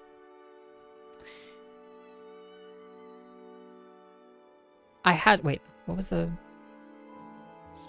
spoke with Lord Errol, who I knew was one of those present, and I had to bluff him, pretending I had more evidence than I did. I got the reaction I was hoping for, though it was a dangerous gambit. At last he confessed to what I already knew to be true. The assassin, Lord Strale paused, and reluctantly met Gilia's eyes, had been hired by the Duke of Oloin, maybe it should be Oloween or something, to kill the royal family, including the princess's heir, so that the crown might be passed to him and his children. Gilia stared at Lord Strale, aghast. My father, the assassin, had been told that once the Duke had him in custody, he would be paid and a prison break would be arranged. The thug picked the wrong time to be greedy and tried to get more gold. The Duke decided that it would be cheaper to silence him, so he murdered him then and there, so the man would never tell anyone what really happened. Lord Strale shrugged. No tragic loss as far as murders go. In a few years' time, you return from the sanitarium, a little shaken, but back to normal, except for a complete absence of memory about your childhood. Yeah, no biggie. We just sent you to an institute for years as a result of this. It's all good. And in that time, the former Duke of Oloween had taken his brother's place as the King of Camlorn. It was no small maneuver. No, said Gilia quietly. He must have been very busy. He remarried and had another child. No one ever came to visit me in the sanitarium but Ramki. If he had visited and seen you, said Jaina, the story might have turned out very differently. Maybe if I make a big Power Hour graphic, I'll get inspiration about what to do in Power Hour. Yeah, I think you sit there and maybe you you power up, whatever powers you up, Delta, it's just, yeah. Silent Hill Play Novel, a Japanese-only Game Boy Advance release. Yeah, it looks great. Honestly, RB, they did a great job with it. And it's I was into it, RB. I loved their narration. Keep it up. Keep it up, RB, with that narration. My goodness. I hope you had fun with it.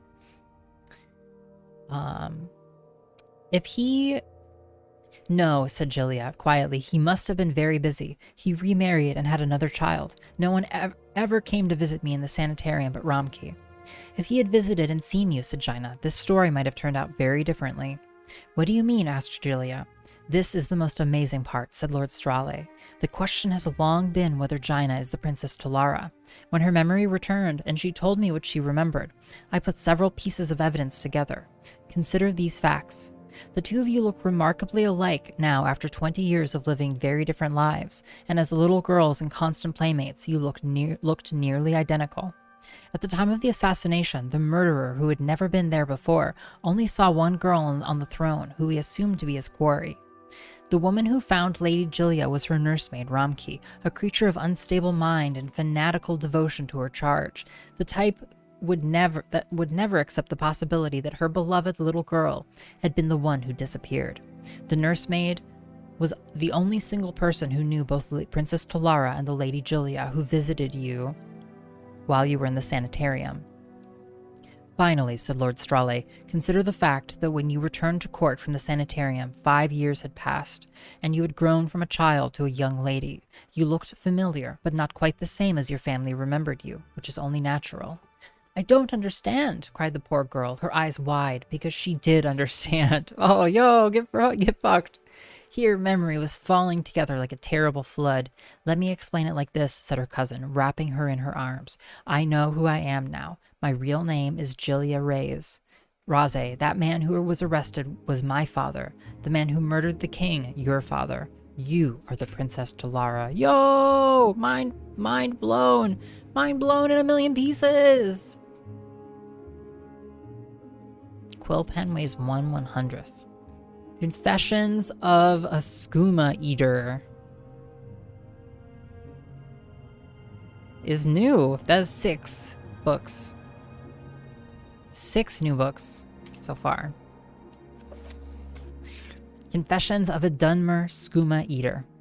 Nothing is more revolting to Dunmer feeling than the sorry spectacle of another Dunmer enslaved by that derivative of moon sugar known as skooma. And nothing is less appetizing than listening to the pathetic tales of humiliation and degradation associated with the victim of this addictive drug. Why then do I force myself upon you with this extended and detailed account of my sins and sorrows? Because I hope that by telling my tale, the hope of redemption from this sorry state shall be more widely known. And because I hope that others who have also fallen into the sorry state of skooma addiction may therefore hear of my story, and how I fell into despair, and how I once again found myself and freed myself from my own self-imposed chains. Well, bragging much? Because it is widely known to all Khajiit who may be expected to know that there is no cure for addiction to skooma, that once a slave to skooma, always a slave to skooma. Because this is widely known, it is taken to be true, but it is not true, and I am living proof. There is no miracle cure. There is no potion to be taken. There is no magical incantation which frees you from the thrill of skooma running through your blood. But it is through the understanding of that thrill and the acceptance of the lust within oneself for that thrill, and the casting aside of the shame that the thrill seeker feels when he cannot set aside what becomes in the end his only comfort and pleasure. It is through this. What is this fucking sentence? Oh my god. And find the period, asshole. Jesus. Pineapple pizza would hit the spot, yeah. Moon sugar? I thought it was booger sugar. Ew. Yeah, pizza with sweet corn instead of pineapples. That's not one. That is not a parody swap, Fallerina. But it is through the understanding of that thrill and the acceptance of the lust within oneself for that thrill, and the casting aside of the shame that the thrill seeker feels when he cannot set aside what becomes in the end his only comfort and pleasure. It is through this knowledge and understanding that the victim comes to the place where choices may be made, where despair and hope may be separated. In short, only knowledge and acceptance can deliver into the slave's hands the key that opens his shackles and sets him free. The narrative of Tilsi Sendas's tale carries the reader through the stages of early infatuation, ecstatic obsession, and profound degradation of her addiction. And in the course of the story, she subtly enables the reader to discover that the hopelessness of the addict comes from the addict's own unconscious assumption that only a helpless and foolish person could become addicted to skooma, and that consequently, no such helpless and foolish person could ever achieve the admittedly difficult task of renouncing, once tasted, the exquisite delights of the skooma. Tilsi Sendas shows that once the addict overcomes the burden of her own self-despising, that there is the possibility of redemption. And against all of society's dearly held beliefs, she says that it is not altogether clear that the addict should renounce the sugar, but that it is only one of the choices that the skooma addict must make. Tilsi Sendas's casual proposition that skooma addiction is not necessarily a sign of moral and personal weakness is essential to her thesis that a cure is possible, but it has not endeared her or her book to the upright and conservative elements of Dunmer society. Good lord. You read an entire book that was a single sentence once. It was called Santantango? Was it a good sentence? Jay, I guess? Yo, Scooey! Yo, hey Skulkin, welcome. It's good to see you. Skooma! Dictation of a wild person's ramblings on the nature of reality that we all live in upon the world that goes around a star that is embedded in this universe. Yeah, massive disappointment. That sucks, Valerina. 6-hour movie based on the book. Yo, sick. Words of Clan Mother Anisi. You want something, friend? That is 7 books. 7. Words of Clan Mother Anisi to her favorite daughter. Anisi tells you, you are no longer a mewing kitten, and you have learned to keep secrets from Anisi. And so Anisi tells you. In the beginning, there were 2 littermates, Anur and Fadomai. After many phases, Fadomai said to Anur, let us wed and make children to share our happiness. And they gave birth to Alkosh, the first cat. And Anur said, Alkosh, we give you time for what is as fast or as slow as a cat. And they gave birth to Kenarthi, the winds. Kenarthi, to you we give the sky, for what can fly higher than the wind? And they gave birth to Magras, the cat's eye.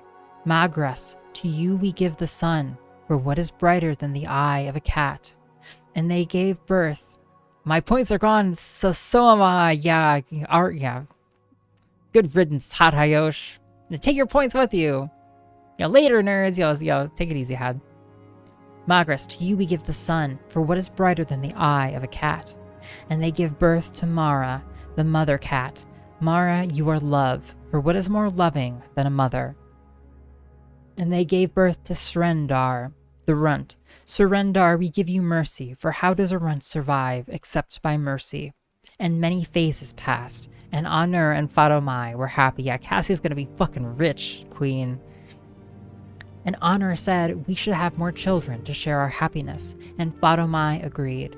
And she gave birth to Eramora, and she gave birth to Hircine, and she gave birth to Maroons, and Mafala, and Sangin, and Shegorath, and many others.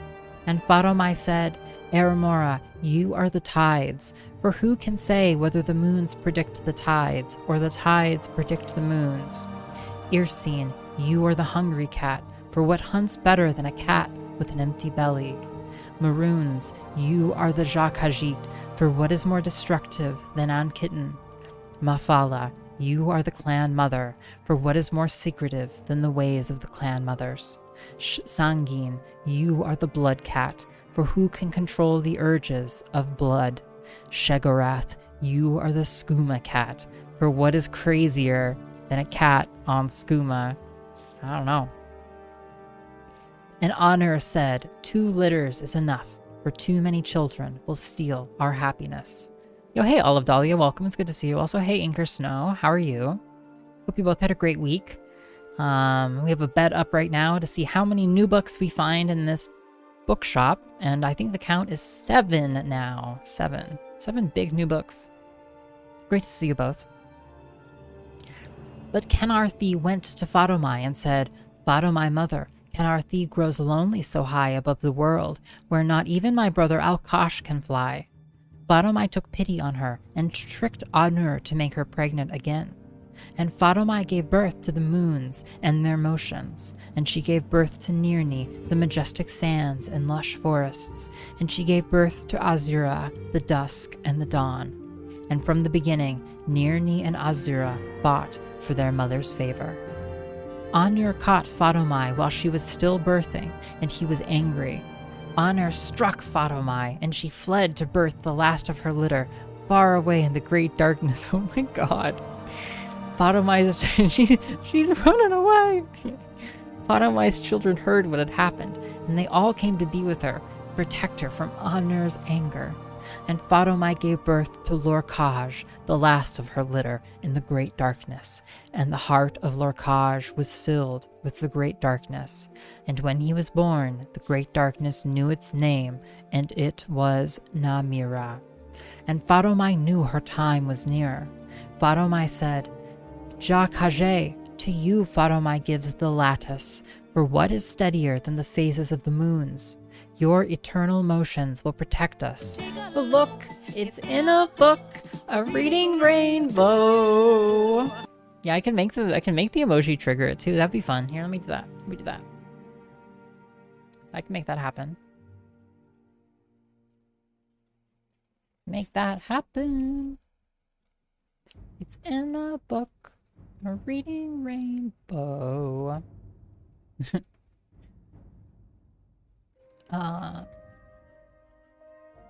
Yeah, heck yeah. Sick. It should work?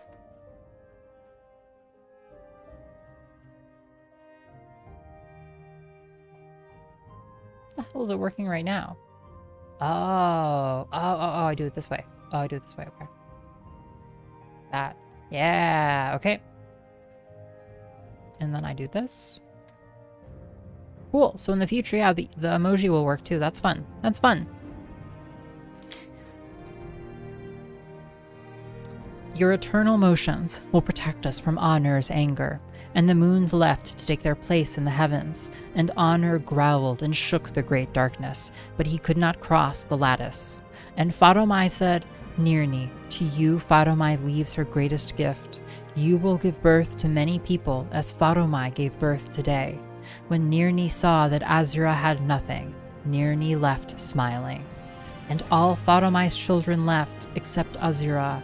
And Fadomai said, "To you, my favored daughter, Fadomai leaves her greatest gift. To you, Fadomai leaves her secrets." And Fadomai told her favorite daughter 3 things. Stillbirthing sounded so dark. It did, didn't it, Dick Feynman? Yeah. And Fadomai said, "When Nirni is filled with her children, take one of them and change them. Make the fastest, cleverest, most beautiful people and call them Khajiit." And Fadomai said, "The Khajiit must be the best climbers, for if Masur and Sakunda fail, they must climb Kenarti's breath to set the moons back in their courses." And Fadomai said, "The Khajiit must be the best deceivers, for they must always hide their nature from the children of Anur." And Fadomai said, "The Khajiit must be the best survivors, for Nirni will be jealous, and she will make the sands harsh and the forests unforgiving, and the Khajiit will always be hungry and at war with Nirni." And with these words, Fadomai died. After many phases, Nirni came to Lorkhaj and said, "Lorkhaj, Fadomai told me to give birth to many children, but there is no place for them."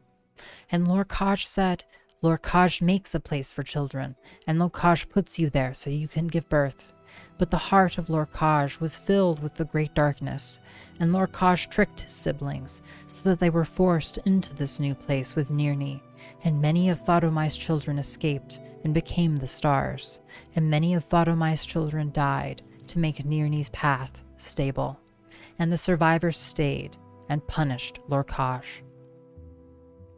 The children of Fadomai tore out the heart of Lorkhaj and hid it deep within Nirni. And they said, "We curse you, noisy Lorkhaj, to walk Nirni for many phases." But Nirni soon forgave Lorkhaj, for Nirni could make children. And she filled herself with children, but cried because her favorite children, the forest people, did not know their shape. And Azura came to her and said, "Poor Nirni, stop your tears. Azura makes for you a gift of a new people."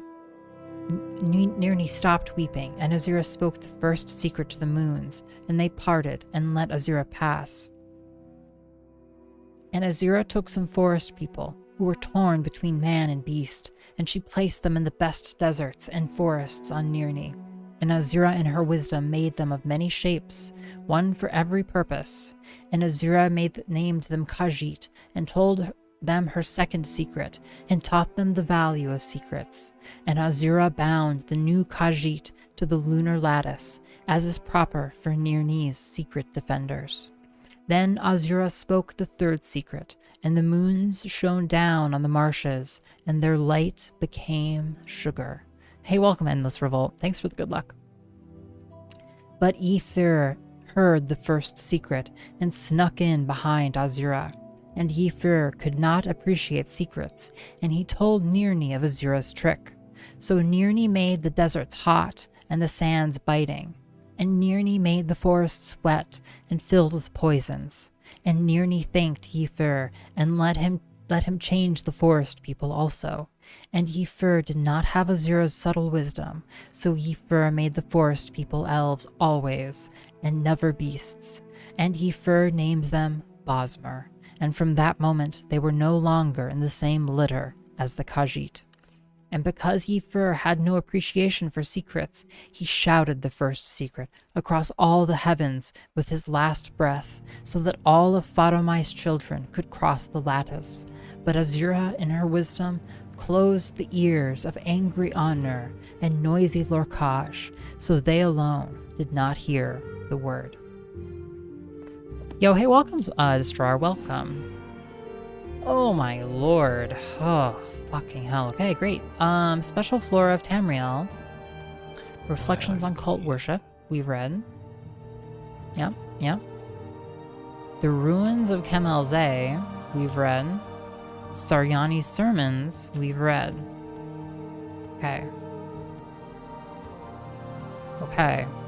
The Doors of the Spirit, we've read. Okay. What do you have on you, Cotus Colonus? Book is book. Yes. Book is book. Indeed. Ashlanders hate foreigners. That we were at 7. Most Ashlanders wish all foreigners and their false gods could be driven from Morrowind. At very least, Ashlanders wish the foreign devils would leave them in peace. Ashlanders think it's shameful to attack unarmed persons, but they will kill without hesitation an armed person who offends them or their clan laws. No Ashlander is fool enough to make war with the Empire. I want to see what books that this immersion has, though, before we call it. However, is fool enough to make war against the Empire. However, if such a war might be won, many Ashlanders might cheerfully give their lives to win such a war. Chronicles of Nikuleft. I know, Delta. Chronicles of Nikuleft. It is a very rare book, but you might find a copy in Vivek. I gotta read all of the books. It's my pact. It's my oath. The Red Book of Riddles. The Red Book of Riddles.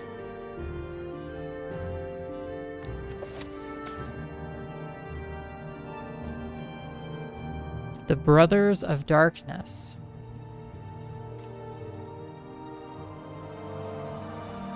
The Battle of Molag Baren.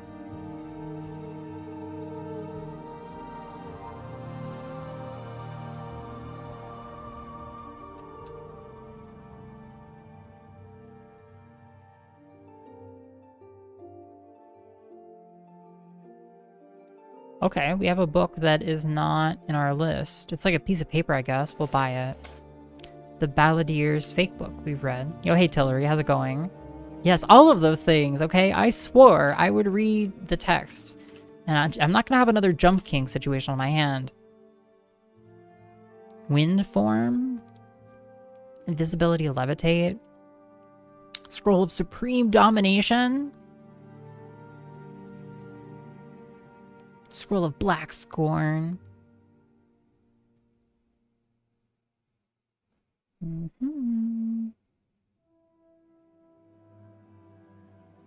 Chirim's Heart of Anakima. It's another. Histories of the Empire. Okay. Wow, isn't that interesting?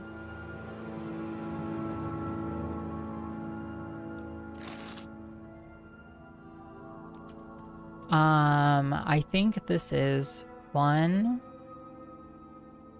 2 more books. We might call it 3, actually. Well, let's get through it. The Red Book of Riddles. Oh boy.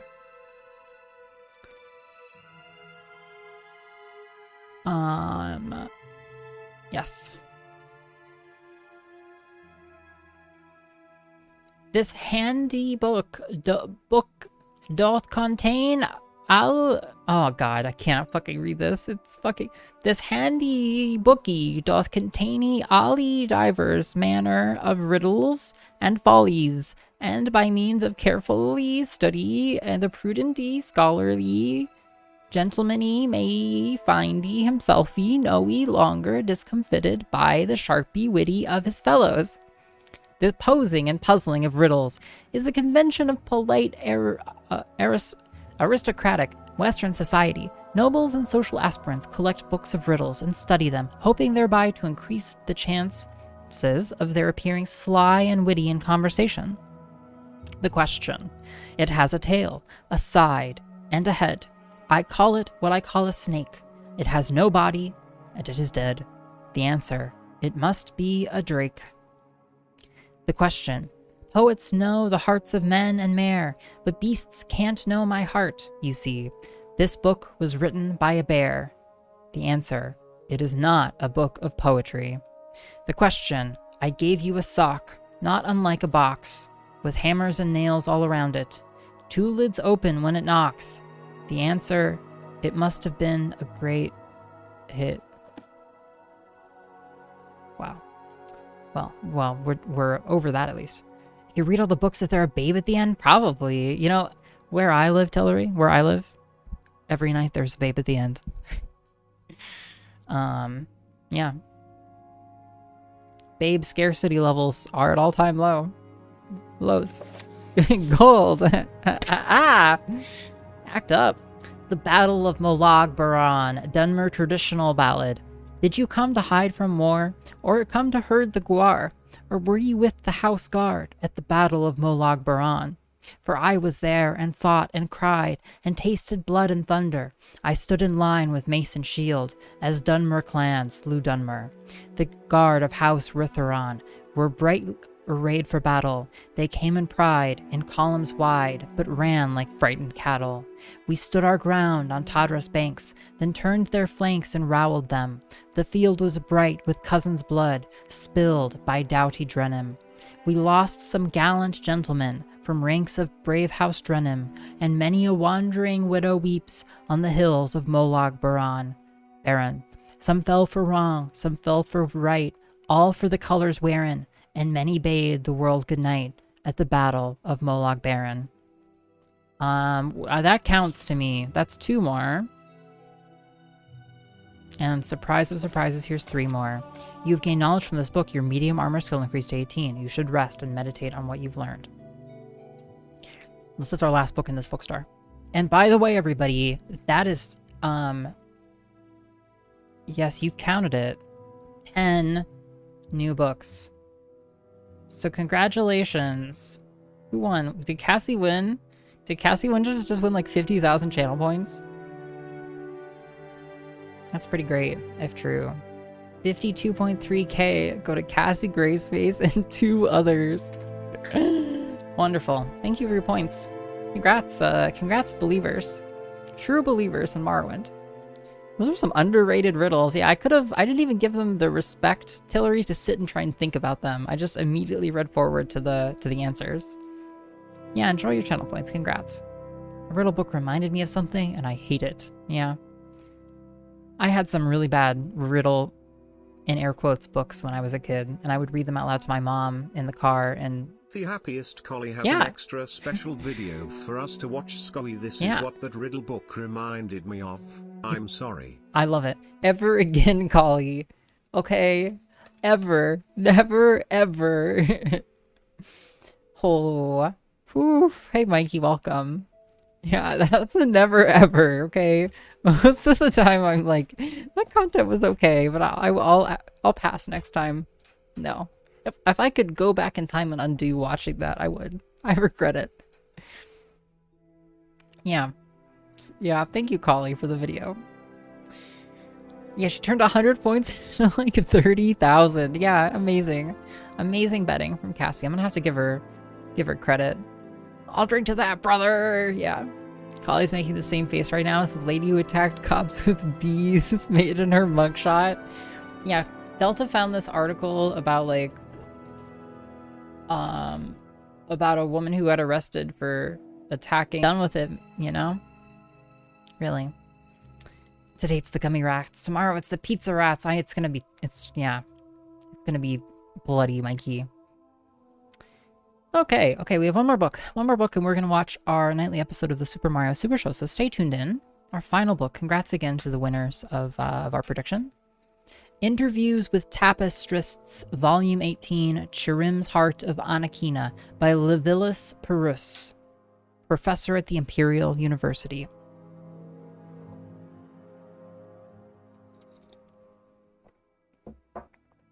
Contemporary, with Makamat Lusine, interviewed in Volume 17 of this series, is the Khajiit Chirim, whose tapestries have been hailed as masterpieces all over the Empire for nigh on 30 years now.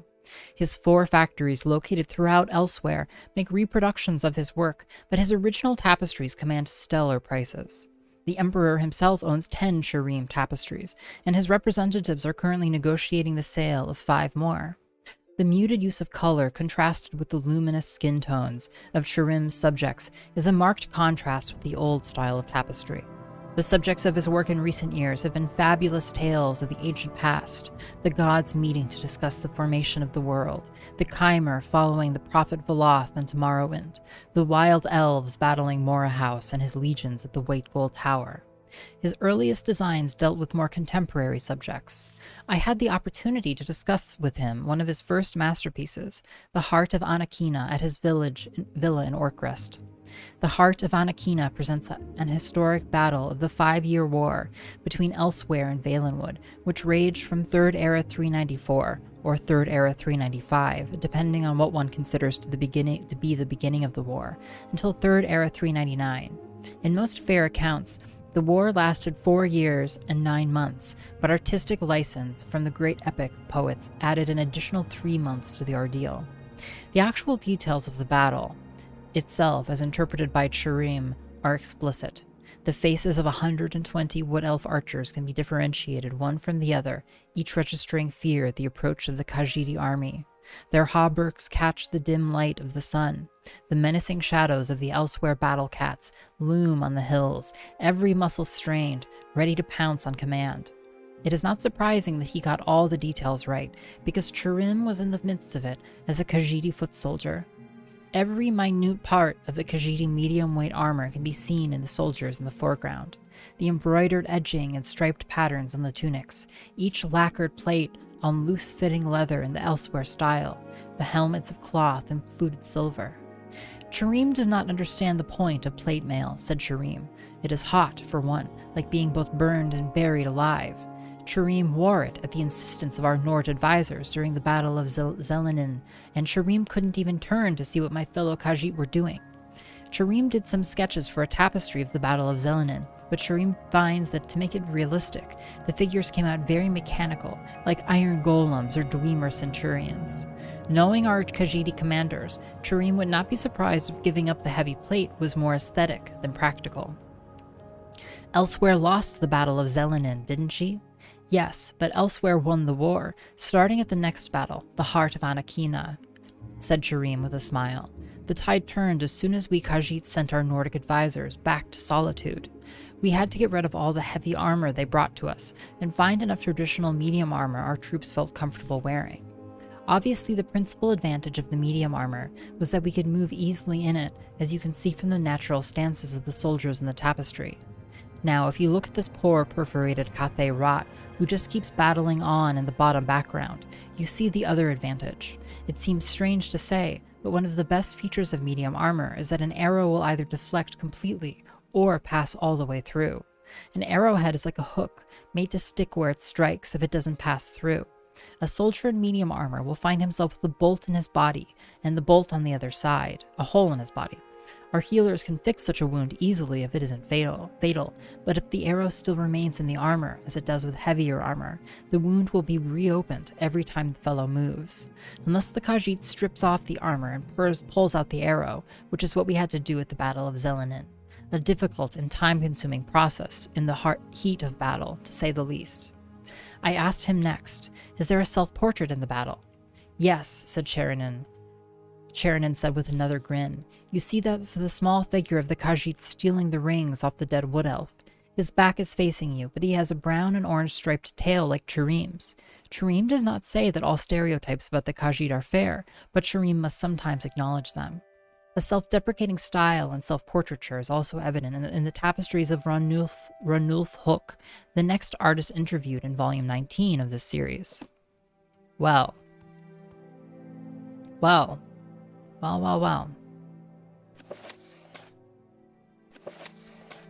wasn't that fun? Wasn't that just a bunch of fun? Great. Rainbow.